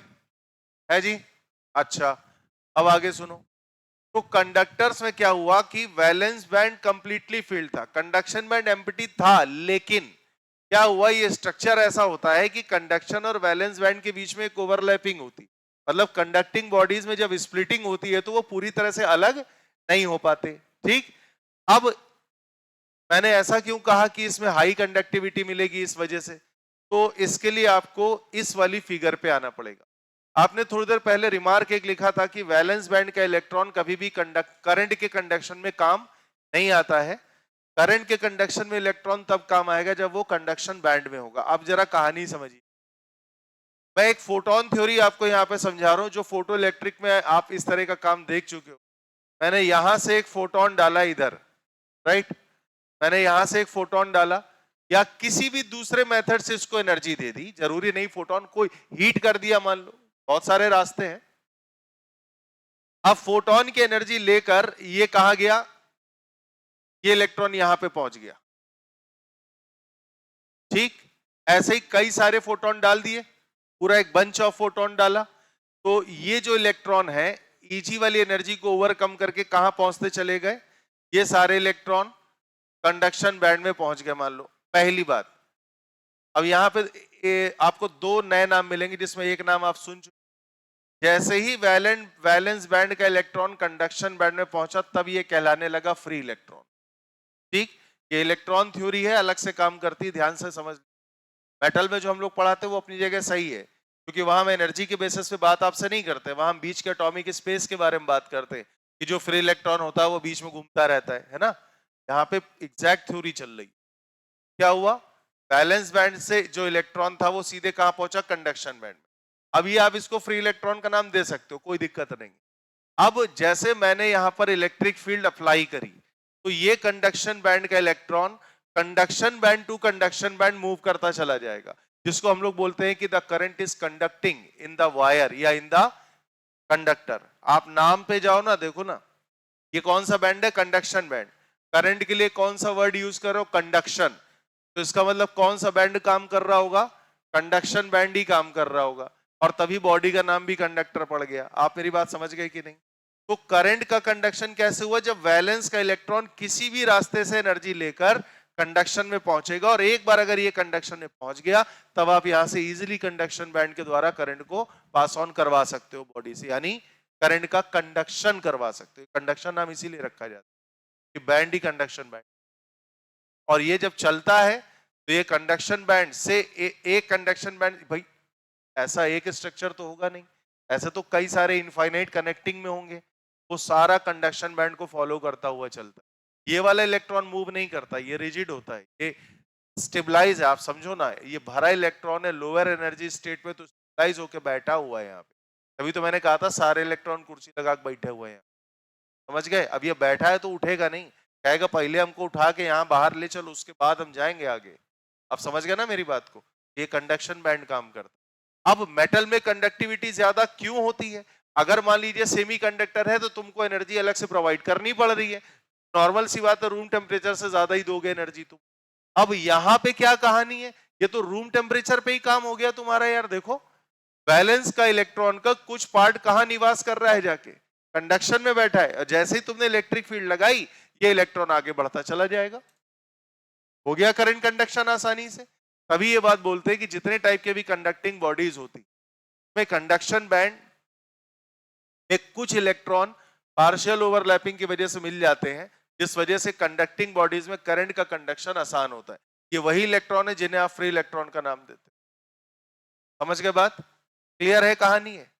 कंडक्टर में एक स्ट्रक्चर और भी पॉसिबल होता है, ठीक है। दीदी ऐसे मंद मंद मत मुस्काइए, इधर ध्यान रखिए।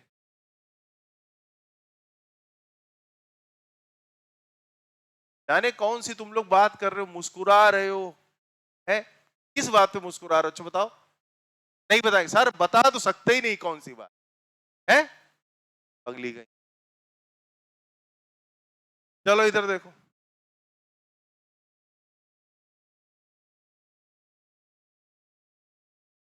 सर आज सोमवार है ना सर, इसलिए हम मुस्कुरा रहे थे। यही बात है क्या, सोमवार व्रत रहती हो क्या, नहीं।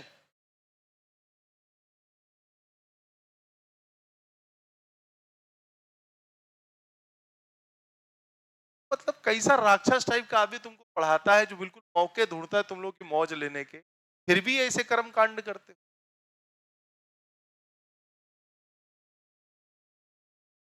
देखो भैया, कंडक्टिंग बॉडी में ही दूसरा शेप दे रहा हूं, ध्यान से सुन लो। कंडक्टिंग बॉडी में ही दूसरा शेप दिया है, यहां पे ध्यान दो क्या है, balance band completely filled, conduction band empty, लेकिन क्या कोई ओवरलैपिंग मिली, नहीं मिली। एक कंडीशन है, ध्यान से समझना। ये जो फॉरबिडन एनर्जी गैप देख रहे हो, ये इतना छोटा है कि जो आप बोलोगे कि रूम टेम्परेचर पर ही ये तो मिल जाएगा। फॉरबिडन एनर्जी गैप मेटल के दूसरे स्ट्रक्चर में आता है 0.01 इलेक्ट्रॉन वोल्ट का, जो आसानी से आपको रूम टेम्परेचर में ही प्रोवाइड हो जाता है। तो अपने आप जो वैलेंस इलेक्ट्रॉन है वो कंडक्शन बैंड में जाएगा, अपने आप जाएगा, आपको नहीं भेजना।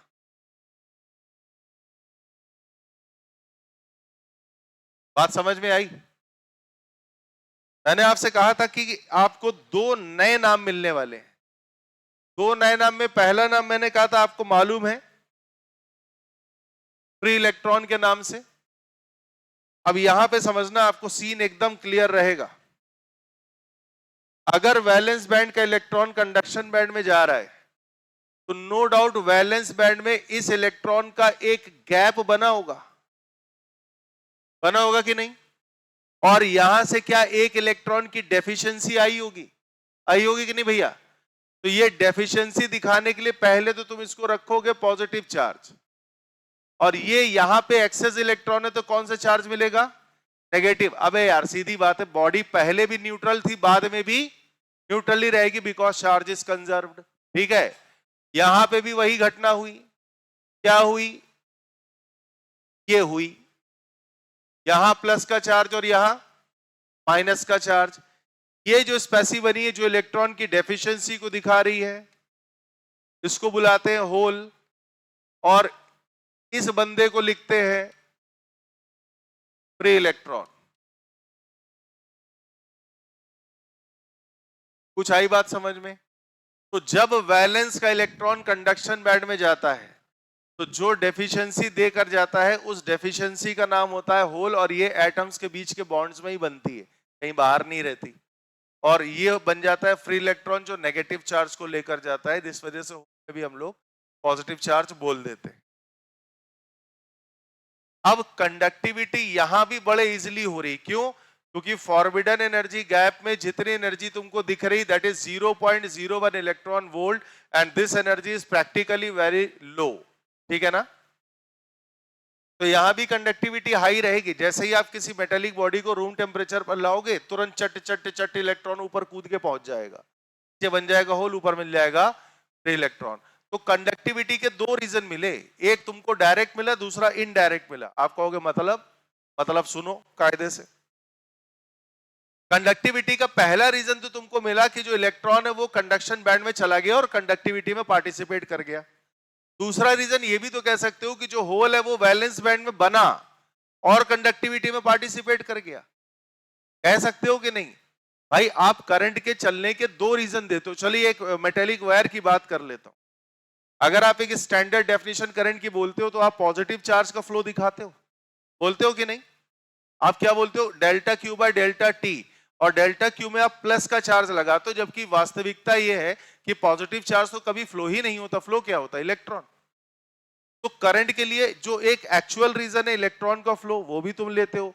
जो वर्चुअल रीजन है पॉजिटिव चार्ज का फ्लो, वो भी तुम लेते हो। तो यहां भी तो वही चीज बोल सकते हो कि अगर कंडक्शन बैंड के इलेक्ट्रॉन करंट के कंडक्शन में पार्टिसिपेट कर रहे हैं तो वैलेंस बैंड के होल भी तो करंट के कंडक्शन में पार्टिसिपेट करेंगे। इसके इलेक्ट्रॉन नहीं करेंगे, लेकिन इसके होल्स कर सकते हैं। बात समझ आई आपको? अरे समझ रहे हो कि नहीं समझ? क्लियर है बात? लिखोगे क्या इतना पूरा लंबा चौड़ा? मैंने इसीलिए कहा भाई दिमाग यही रखना, और कहीं कोई कॉन्सेप्चुअली बात फंसे तो ये लेक्चर रिकॉर्ड जरूर हो ही रहा है, आपके ऐप में भी आ ही जाएगा। आप उसको बढ़ा के जैसा भी हो देख लेना। मैंने काफी सारे कॉन्सेप्ट बोले हैं कि यार इतना अगर मैं एक एक पॉइंट लिखवाऊंगा तो तुम बहुत कुछ डालोगे। हालांकि मैं लिखवाऊंगा चीजें, ऐसा नहीं कि मैं कुछ भी नहीं लिखवाऊंगा, नहीं है, लेकिन कई सारी बातों को समझना भी पड़ता है कि नहीं? अब इनका एक एक एग्जाम्पल पकड़ लीजिए भाई साहब। ठीक है, इनका एक एक एग्जाम्पल पकड़ लो। ये आता है जिंक और ये आता है सोडियम। क्योंकि है क्या कहानी, अगर हम बहुत लोएस्ट टेम्परेचर जोन में चले जाते हैं तो ये स्पेसी में करंट कंडक्शन आसानी से करवा पाओगे, वहां पे थोड़ा सा दिक्कत आएगा। तो लोअर टेम्परेचर पर जिंक सोडियम से ज्यादा कंडक्टिंग होता है, याद रखना। ठीक, चलिए कहानी को थोड़ा और आगे बढ़ाते हैं, बहुत समय इसको दिया मैंने।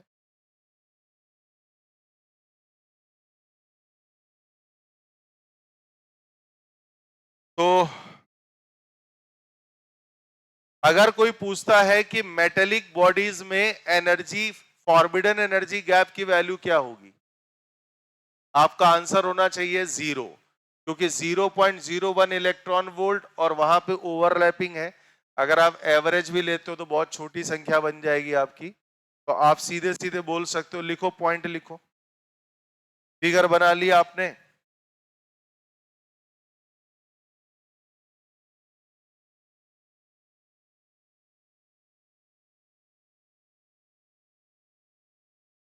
Value of forbidden energy gap,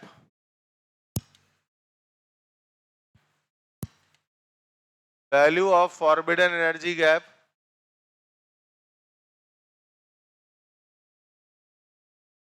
approximately equal to 0। कभी कभी 0 भी लिख देता है।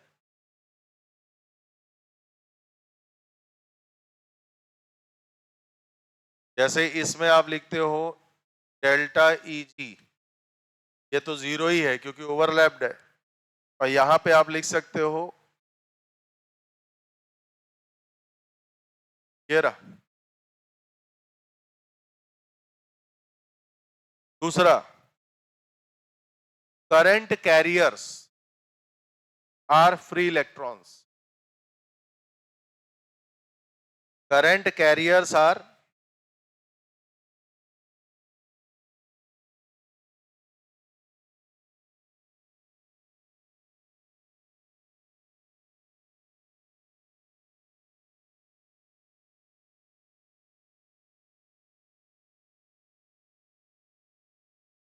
current carriers are free electrons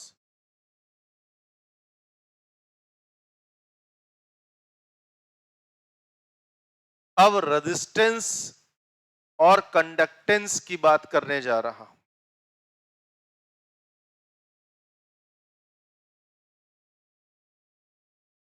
temperature dependence on resistance RT, ये आपने करंट इलेक्ट्रिसिटी में भी पढ़ा है, 1 प्लस अल्फा डेल्टा।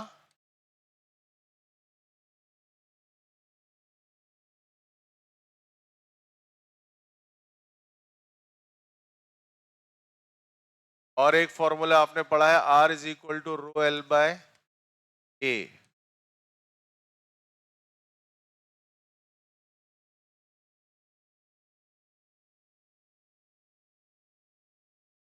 और अच्छा एक बात बताइए, देखते किसको याद है। करंट इलेक्ट्रिसिटी में आपको रेजिस्टिविटी के बारे में बताया था कि टेम्परेचर बढ़ाने पर क्या होगी, बढ़ेगी या घटेगी। रेजिस्टिविटी टेम्परेचर बढ़ाने के साथ बढ़ती थी या घटती थी। पहले बताओ कितने कह रहे हैं बढ़ती थी, कितने कह रहे हैं बढ़ती थी, कितने कह रहे हैं घटती थी। लो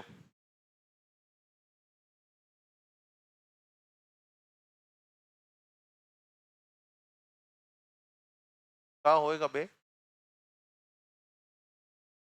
आंसर है बढ़ती थी रेजिस्टिविटी। सेमी कंडक्टर्स में रेजिस्टिविटी अभी जब पढ़ाएंगे तो वो घटती है टेम्परेचर, यही अंतर होता है एक्चुअली। और कंडक्टिंग बॉडीज में जो रेजिस्टिविटी होती है वो टेम्परेचर के साथ बढ़ती है। टेम्परेचर बढ़ाओगे रेजिस्टिविटी हाई हो जाए। क्या बात को बाबू ध्यान रखना। और तभी हम लोग ये बात बोलते हैं कि कंडक्टिंग बॉडीज का जो रेजिस्टेंस होता है, कंडक्टिंग बॉडीज का जो रेजिस्टेंस होता है वो टेम्परेचर बढ़ाने के साथ बढ़ता है, क्योंकि रेजिस्टेंस के पीछे का कारण क्या होता है, जो फ्री इलेक्ट्रॉन्स होते हैं उसका कोलिजन। तो समझाया था आपको, कोलिजन से हीट वीट डेवलप होती तभी वो गर्म हो जाता, सारी कहानी बताई थी आप। ठीक है, तो जितना टेम्परेचर बढ़ाओगे उतना इलेक्ट्रॉन्स की रैंडमनेस बढ़ेगी, उतने ज्यादा कोलिजन्स होंगे, जितने ज्यादा कोलिजन्स होंगे उतना ज्यादा रेजिस्टेंस होगा। इसका कंडक्टिंग बॉडीज याद रखना। ठीक, चलो खैर जाने दो। आप सितारा बना के या नोट लिख के ये पॉइंट जरा मेंशन कर लीजिए। देखिए, temperature coefficient of resistivity is positive.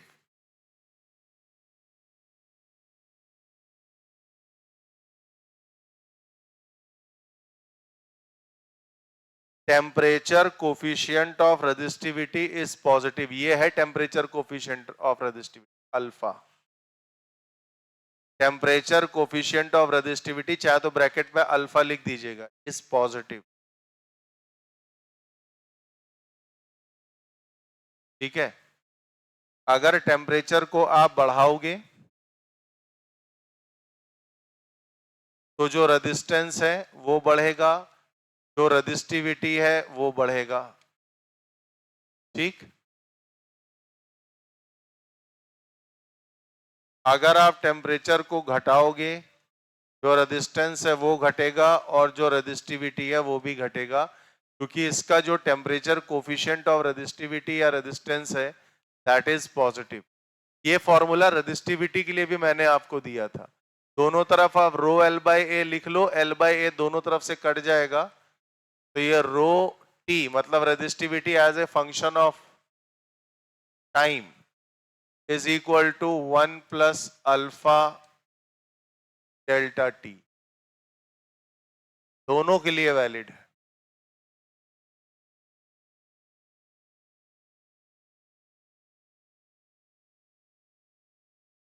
क्या नहीं, रेजिस्टेंस बढ़ता है, मैंने बोला, मैंने अभी पूरा समझाया। मैंने कहा जो इलेक्ट्रॉनिक कोलिजन है वो बढ़ेगा, बोला तो था, हो सकता है उसे जुबान स्लिप हुई हो। मैंने अभी क्या आपको समझाया कि जो कंडक्टिंग बॉडी है आप टेम्परेचर बढ़ाओगे इलेक्ट्रॉनिक कोलिजन बढ़ेगा, इलेक्ट्रॉनिक कोलिजन बढ़ेगा रेजिस्टेंस बढ़ेगा, रेजिस्टेंस बढ़ेगा हीट भी निकलेगी तो और ज्यादा गर्म होगा। खैर, रेजिस्टेंस बढ़ेगा तो रेजिस्टिविटी भी बढ़ेगी। अब बताओ क्या कह रहे हो, इसमें क्या लिख दिया? टेम्परेचर घटाने पे ये घटा है, नीचे की तरफ एरो है, टेम्परेचर बढ़ाने पे ये बढ़ा है, तो क्या गलत लिखा है? ठीक ही तो लिखा है। अच्छा, क्या समझा रहा हूं? कंडक्टिंग बॉडी के लिए बोल रहा हूं क्या? अच्छा, अपने मुंह से बोलो मैंने क्या समझा है, एक बार जोर से बोलिएगा थोड़ा। हाँ, टेम्परेचर बढ़ाने पे रेजिस्टिविटी बढ़ रही, यही मैंने बोला, यही आपने सुना। अब कंडक्टिंग बॉडीज के लिए, सेमी कंडक्टर्स में उल्टा होता है। अबे ये कंडक्टर अभी एक सेकंड एक सेकंड एक सेकंड एक सेकंड, ये क्या हेडिंग पड़ी? अभी समझ गए ना?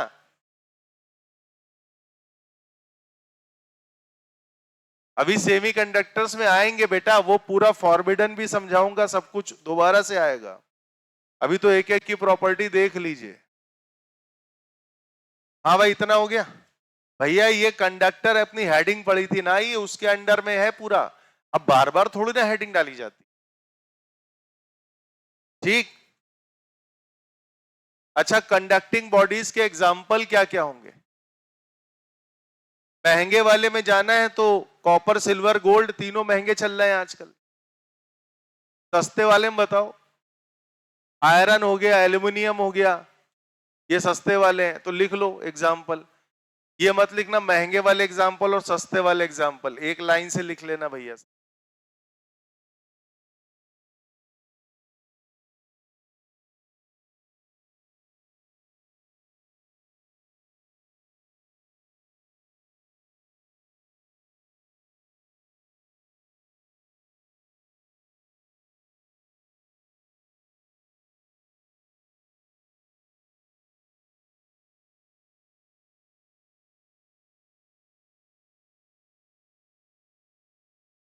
अच्छा सुनो,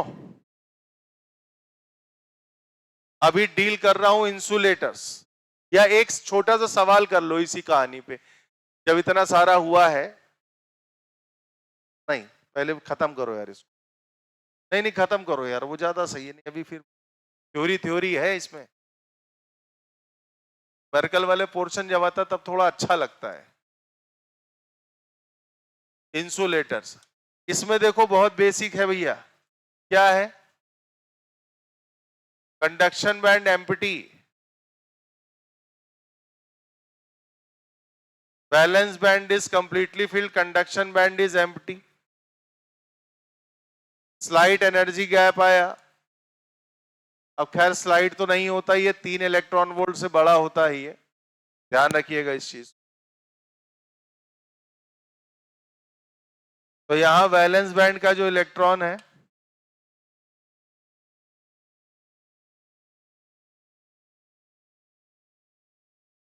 वो यहां बढ़िया आराम करता रहेगा, जब तक उसको 3 इलेक्ट्रॉन वोल्ट से ज्यादा की एनर्जी नहीं दोगे वो कंडक्शन बैंड में नहीं जाएगा। अब आप कहोगे सर हेडिंग तो पड़ी इंसुलेटर, आप कह रहे हो कि 3 इलेक्ट्रॉन वोल्ट से ज्यादा की एनर्जी दे दो तो कंडक्ट करा देगा। बात सही है भैया एकदम। और यही वजह है यूटिलाइजेशन के बेसिस पर, मतलब यूज के बेसिस पर हम लोग इंसुलेटर्स को सिलेक्ट करते हैं कि कहां पे इस्तेमाल करना है, तो कौन सा इंसुलेटर में पहनना होगा। समझ आई बात? जैसे आपको लोअर करंट्स में काम करना है तो जनरली प्लास्टिक चल जाता है, बट अगर आपको हाई वोल्टेज जोन या हाई करंट में काम करना होता है, जैसे अपने इलेक्ट्रिशियन जो मेन होते हैं वो करते हैं, क्या अलग होते हैं, वो पीवीसी यूज करते हैं।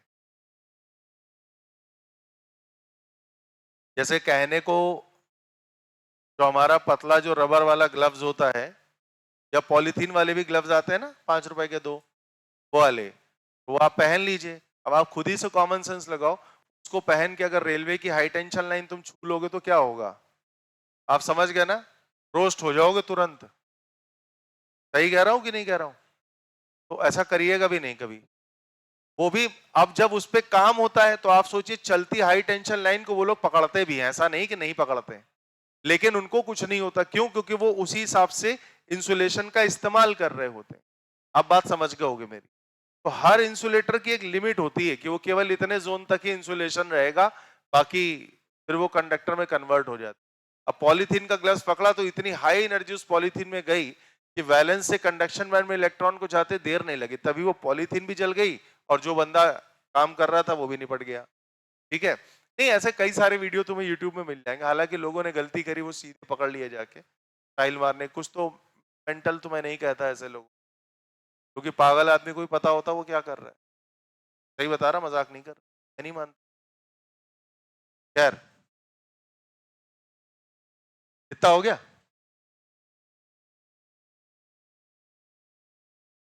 चलिए खैर, कुछ बातें याद आई थी, मैं बोल, टॉपिक हट जाएगा अपना। तो वैलेंस बैंड हो गया, कंडक्शन बैंड हो गया, इतनी बातें समझ गए ना तुम लोग। इंसुलेटर में क्या हुआ, कोई भी फ्री इलेक्ट्रॉन कंडक्शन बैंड में आपको नॉर्मल कंडीशंस में देखने को नहीं मिलेगा, और इसी वजह से जनरली यहां पर हम लोग करंट का कंडक्शन नहीं करवा पाते। सारी बातें समझ गए? एक एक आधे पॉइंट छोटे छोटे लिख लो जरा इसमें भी। अब ये नहीं लिखवाऊंगा valence band is completely filled and conduction band is empty, वो तो दिखाई दे रहा है आपको। आगे का लिखो, फॉर डायमंड, फॉर डायमंड, ये जो इजी लिखा है तुमने, लिख लो 6 electron volt.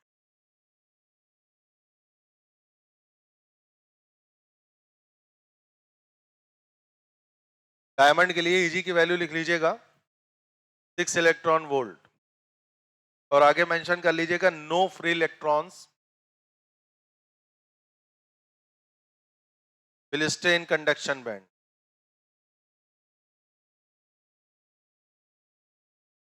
No free electron will stay in conduction band. फिर आगे लिखो, टेम्परेचर कोफिशिएंट ऑफ रेजिस्टेंस,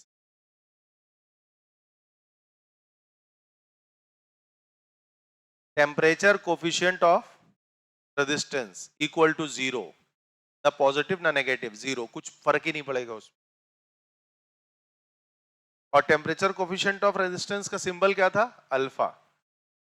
तो अल्फा यहां पे क्या लिख दिया आपने, 0। आप टेम्परेचर बढ़ाओ तो कोई फर्क नहीं पड़ेगा, घटाओ तब भी कोई फर्क नहीं पड़ेगा, इंडिपेंडेंट होता है। एग्जाम्पल लिख लो, एग्जाम्पल क्या क्या होने चाहिए आपके हिसाब से कंडक्शन, इसके इंसुलेटर्स के। वुड लिख लो, प्लास्टिक लिख लो, डायमंड लिख लो, माइका लिख लो, ग्लास लिख सकते हो। वुड देखो, हम बता रहे हैं, वुड, माइका, माइका, माइका मतलब समझ गए ना, हाँ, प्लास्टिक, डायमंड, एक्सेट्रा कर लेना यार।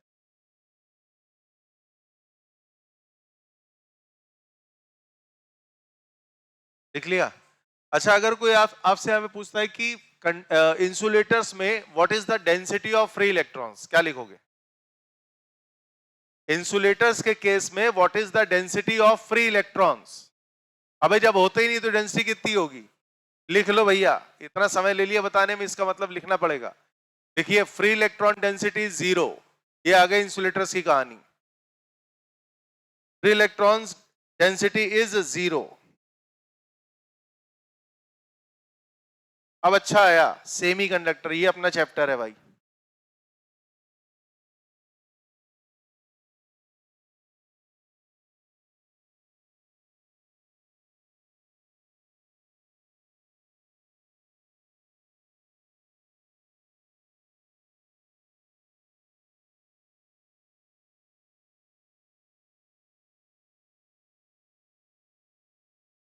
Semiconductors.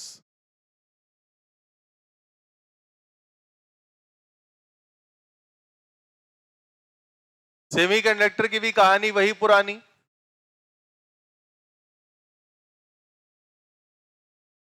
Balance band completely field, conduction band empty, forbidden energy gap less than 3 electron volt होता है।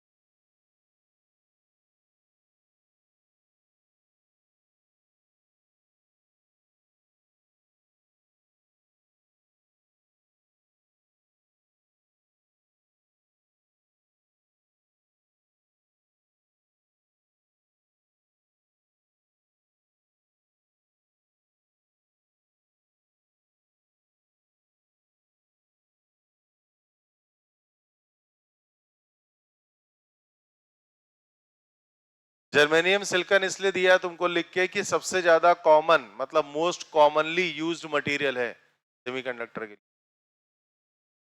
पता होना चाहिए।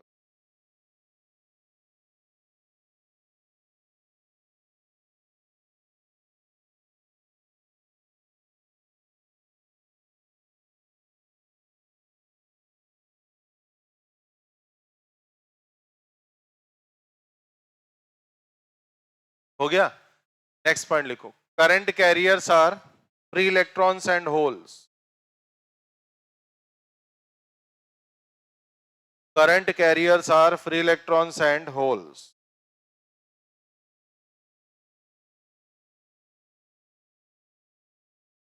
Current carriers are free electrons and holes.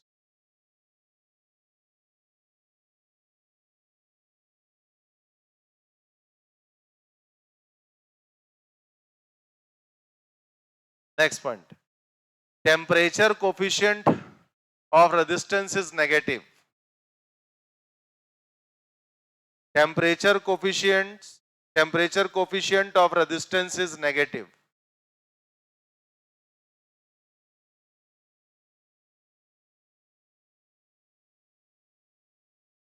Temperature बढ़ाओगे रेजिस्टेंस इसका घटेगा, तो इसकी रेजिस्टिविटी भी घटेगी।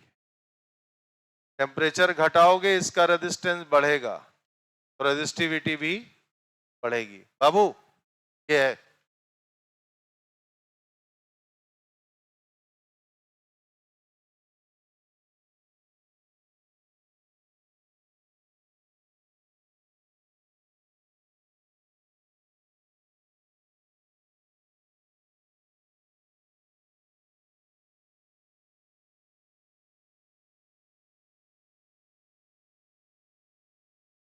एग्जाम्पल लिख लीजिएगा।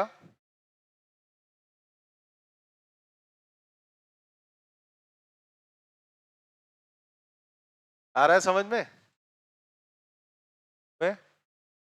एग्जाम्पल लिख लीजिएगा, गैलियम, अरे ऐसे लिख लो, जीई, सॉरी जर्मेनियम है, गैलियम बोल गया था। जीई जर्मेनियम, एसआई सिलिकॉन, अब आएगा gallium GA, arsenic AS, etcetera कर लीजिए। इलेक्ट्रॉन डेंसिटी लिख लो,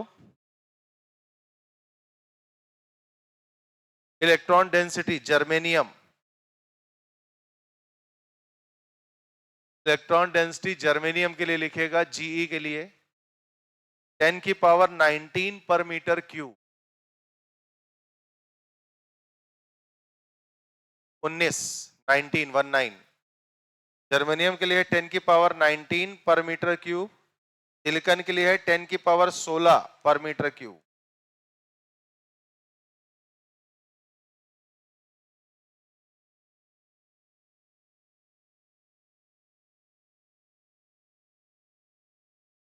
ठीक, अब एक छोटा सा सवाल है इसी फिगर के बेसिस पर, लिख लीजिएगा।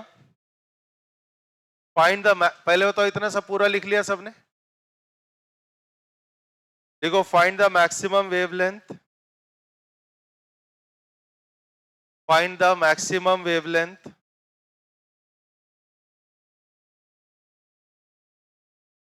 of electromagnetic radiation, find the maximum wavelength of electromagnetic radiation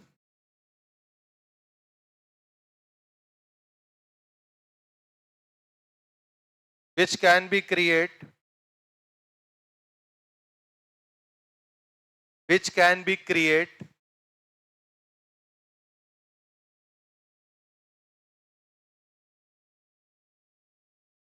electron hole pair, which can be create electron hole pair,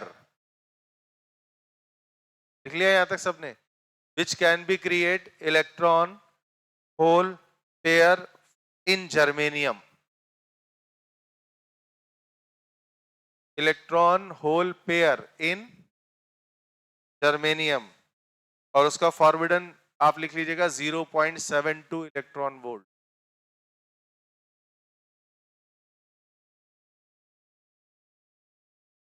समझ लो, 0.72 इलेक्ट्रॉन वोल्ट जर्मेनियम के लिए फॉरवर्डन की वैल्यू दी है। और इलेक्ट्रॉन होल पेयर कैसे बनेगा? जब भी कोई आप फोटोन लेकर आओगे किसी वेवलेंथ का, ये फोटोन इलेक्ट्रॉन पर एब्जॉर्ब होगा और इलेक्ट्रॉन कहां पहुंच जाएगा? ऊपर। तो इलेक्ट्रॉन तो ऊपर आ गया, फ्री इलेक्ट्रॉन के नाम से कहलाएगा। अब जहां से इलेक्ट्रॉन निकला है वहां पे क्या आ जाएगी? एक वैकेंसी, वो क्या बन गया? होल। आप समझ गए ना कहानी? कितना लैम्डा चाहिए उतना एनर्जी गैप के लिए, कितना लैम्डा चाहिए ताकि इलेक्ट्रॉन कूद के यहां पहुंच जाए, तो ये इलेक्ट्रॉन होल कॉम्बिनेशन। सवाल बड़ा आसान सा है, फोटो इलेक्ट्रिक इफेक्ट में बहुत सारे आपने ऐसे काम किए। क्या करना होगा? अच्छा बताओ, चलो इसी बात पे। इसके करस्पॉन्डिंग जो एनर्जी होगी वो उससे मैच करा दो। hc by lambda is equal to 0.72 electron volt. Lambda answer बताइए फटाफट। hc by lambda is equal to 0.72 electron volt. तो lambda is equal to hc upon 0.72। hc की वैल्यू 12400 याद है, और 0.72 निपटा के आंसर दो, और लैम्डा आएगा यहां एंगस्ट्रॉम में। यूनिट तो आप तभी डिसाइड करोगे जब ऑप्शन देखोगे अपने, जैसे ऑप्शन वैसी यूनिट्स।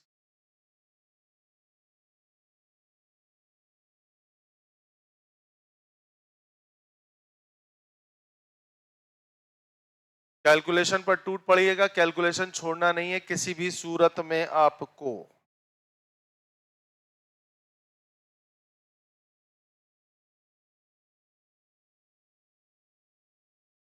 एंगस्ट्रॉम में आंसर दो।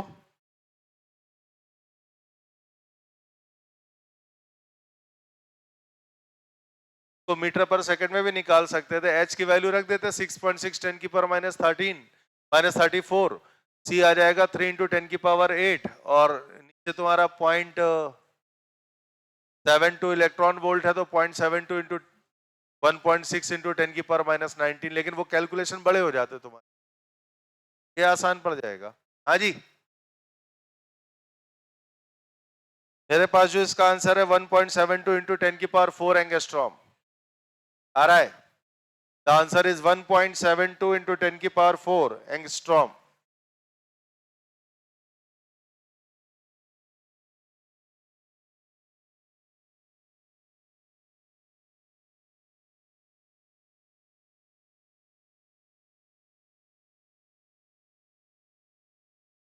1.72 इंटू 10 की पावर 4 एंगस्ट्रॉम हो गया। कितनों ने आंसर वेरीफाई कर दिया यहाँ पे? अभी लगाइए, जिन लोग का नहीं सॉल्व हुआ लगाइए, 15 सेकंड दे सकता हूँ ज्यादा से ज्यादा। ये कैलकुलेशन बहुत हैवी नहीं है, बहुत हैवी वाला नहीं है कैलकुलेशन। सर आया बेटा? लोग का आया 12 सुबह दोनों का।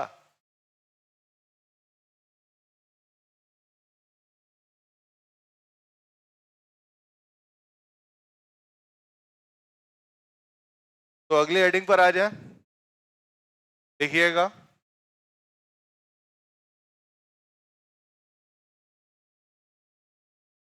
देखिए आपके पास में सेमीकंडक्टर दो तरह के होते हैं, एक को हम लोग बुलाते हैं इंट्रिंसिक सेमीकंडक्टर और दूसरे को बुलाते हैं एक्सट्रिंसिक सेमीकंडक्टर। इंट्रिंसिक मतलब होता है प्योर फॉर्म, जो कभी मिलता नहीं है। 100% प्योर कभी नहीं मिलेगा, कहीं ना कहीं इंप्योरिटी रहती ही है, आप कुछ भी कर लो। तो मैंने क्या कहा, हमारे पास दो तरह के सेमीकंडक्टर होते हैं, एक होता है इंट्रिंसिक सेमीकंडक्टर जिसको प्योर बुलाते हो, दूसरा होता है एक्सट्रिंसिक सेमीकंडक्टर जिसको इम्प्योर वर्जन आप बोलते हैं, हम लोग बनाते हैं बेसिकली।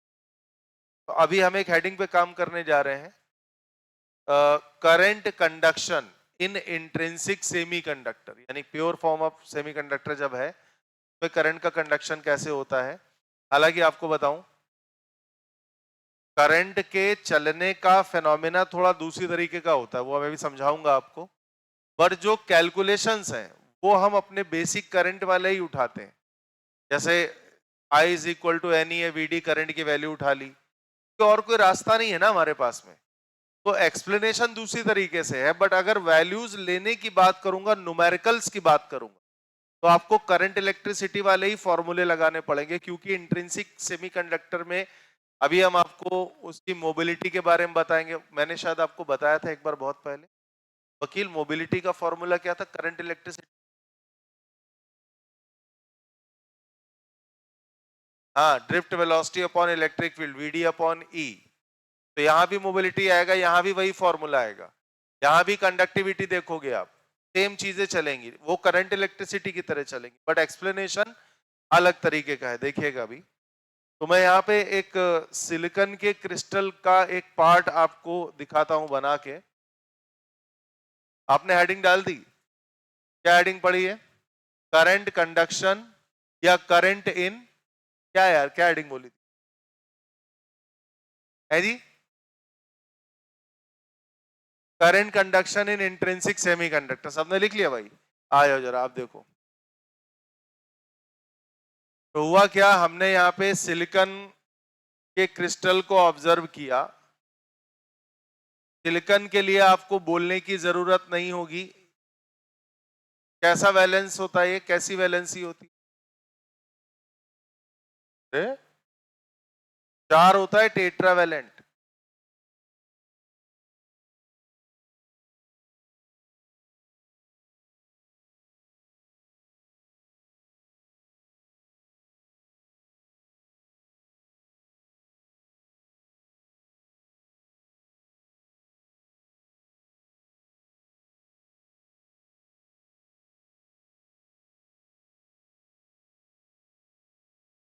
कृपया मेरे साथ साथ बना लें इसको, आप समझ गए होगे फिगर कैसी बन रही है।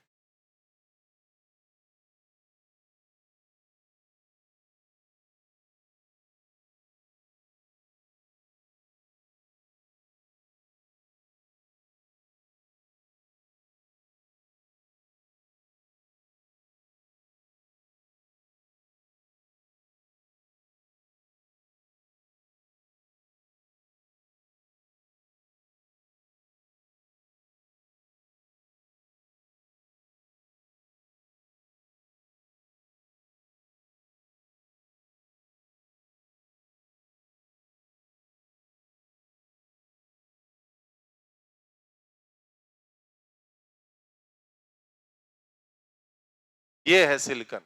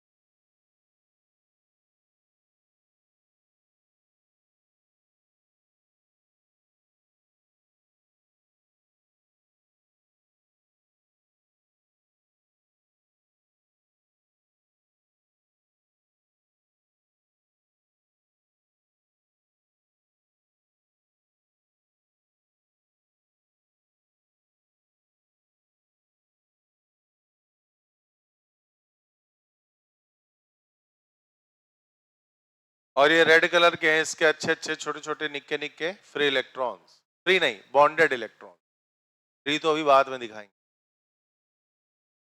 भाई साहब हो गया। सुनो एक काम करना, यहां जैसे मैंने 2 टिक्के लगाए हैं, तुम एक टिक्का मत लगाना, लगा चुके हो कोई बात नहीं, जो नहीं लगाया वो ना लगाए, ठीक है। फिर टिक्का भी मैं निकालूंगा यहां से।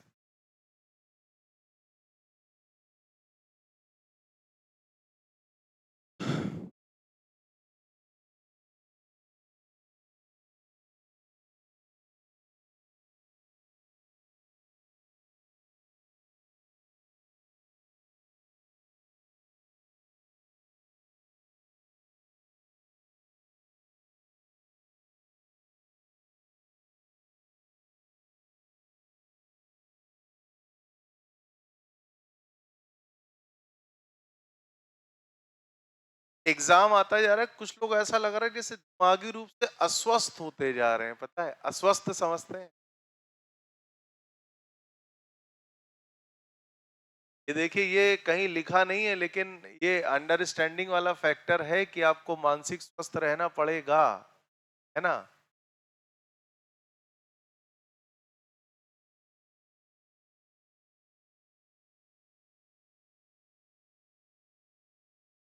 लोग तो वो बनते जा रहे हो, मुन्ना भाई एमबीबीएस ने देखी है पहली वाली, वो देखा है डॉक्टर जे डॉट अस्थाना।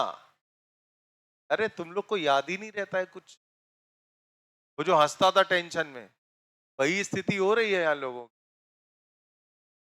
ये भी कहते हैं कि जैसे जैसे पेपर आ रहे हैं सर टेंशन हो रही है, और ये भी कहते हैं कि मतलब ये भी है कि हंसते जा रहे हैं। मैं समझ गया इसमें बेटा तुम्हारी गलती नहीं।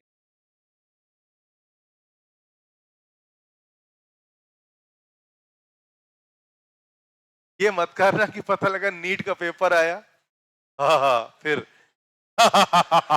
ऐसा शुरू हो गया, तुम साले मार के भगाए जाओगे। ये आदत मत लाना अपनी, टेंशन आया तो पता लगा हंस रहे बैठ के। हाँ पता लगा कहीं से तुम निकल रहे हो, वहां कोई मरा हुआ पड़ा है, अर्थी लेटा है, तुम फिर हंसे, हाँ बिछा दिए गए मार मार के वहीं पे, पता लगा तुम भी लेटे हो।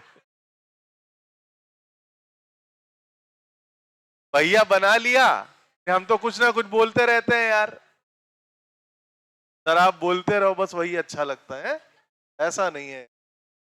चलिए सुनिए कहानी पे फोकस करते हैं, अगले 5 मिनट में ये एक्सप्लेन हो जाएगा, ठीक है। 3 मिनट में कर दूंगा, और बताओ।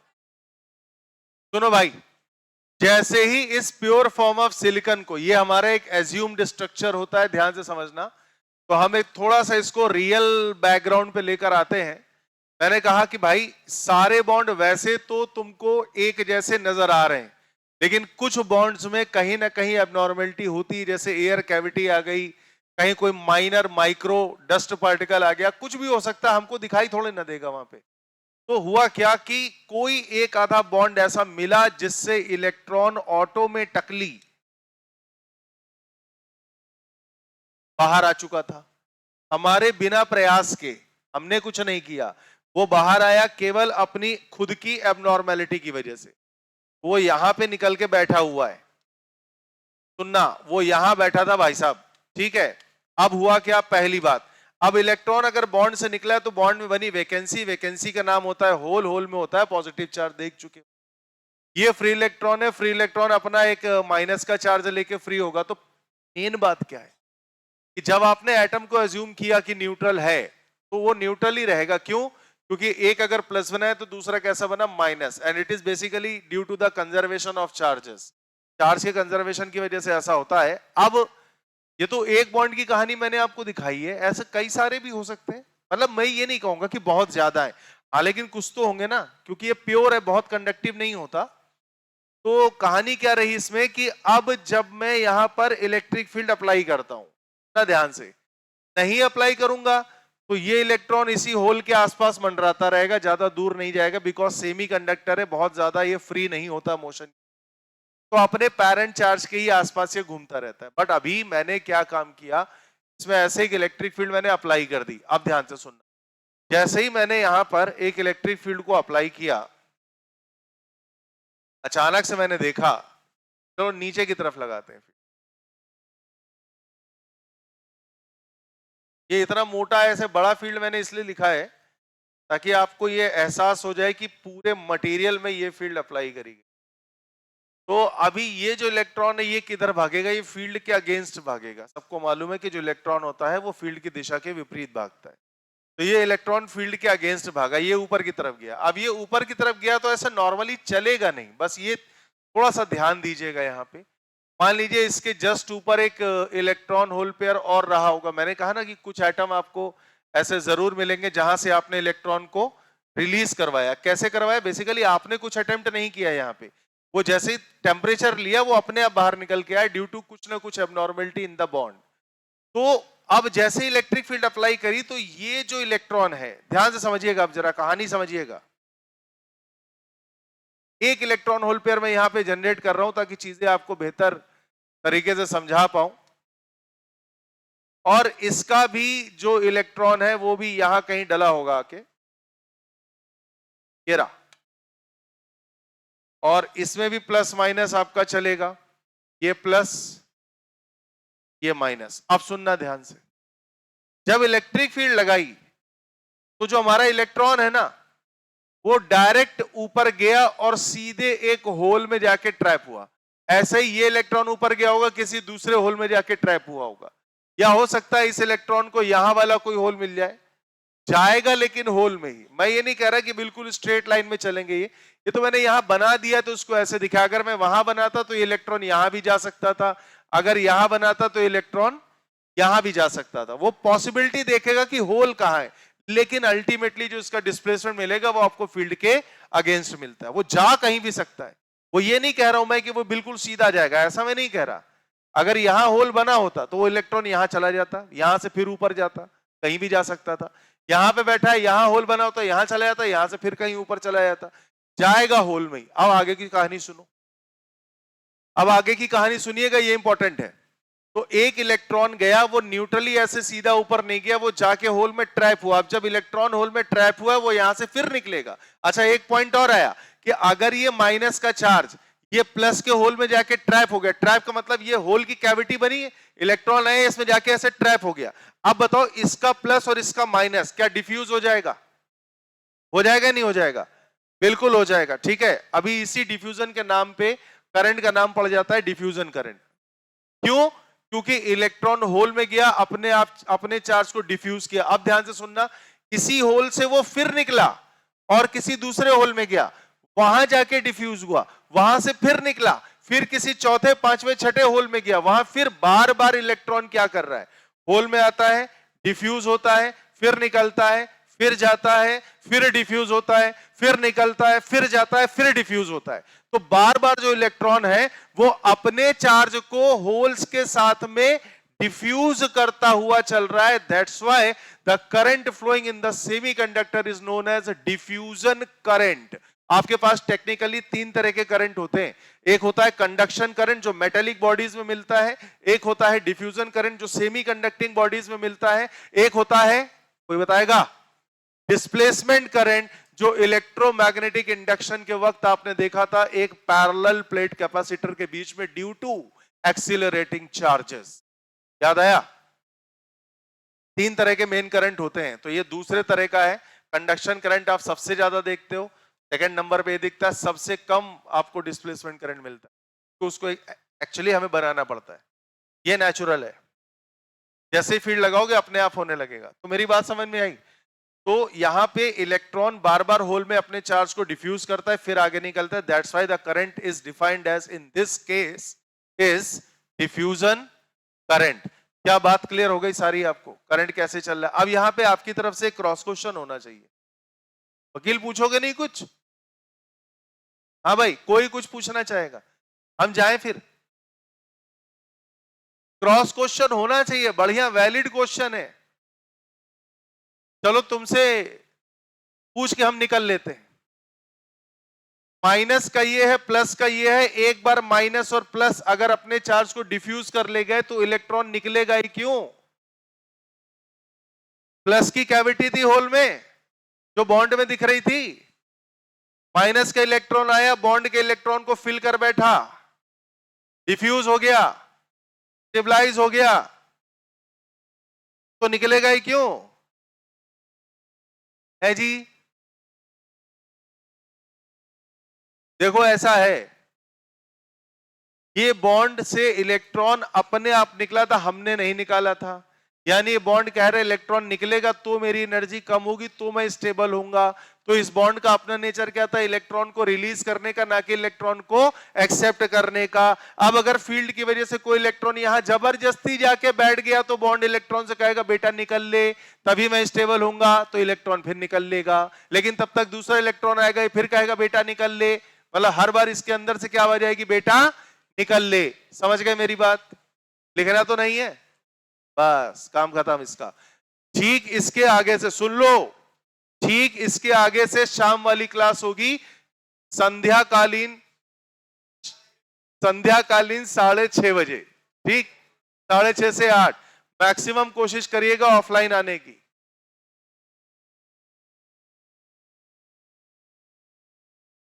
टेस्ट का सिलेबस आपको बता दिया है, सेमीकंडक्टर पूरा आएगा।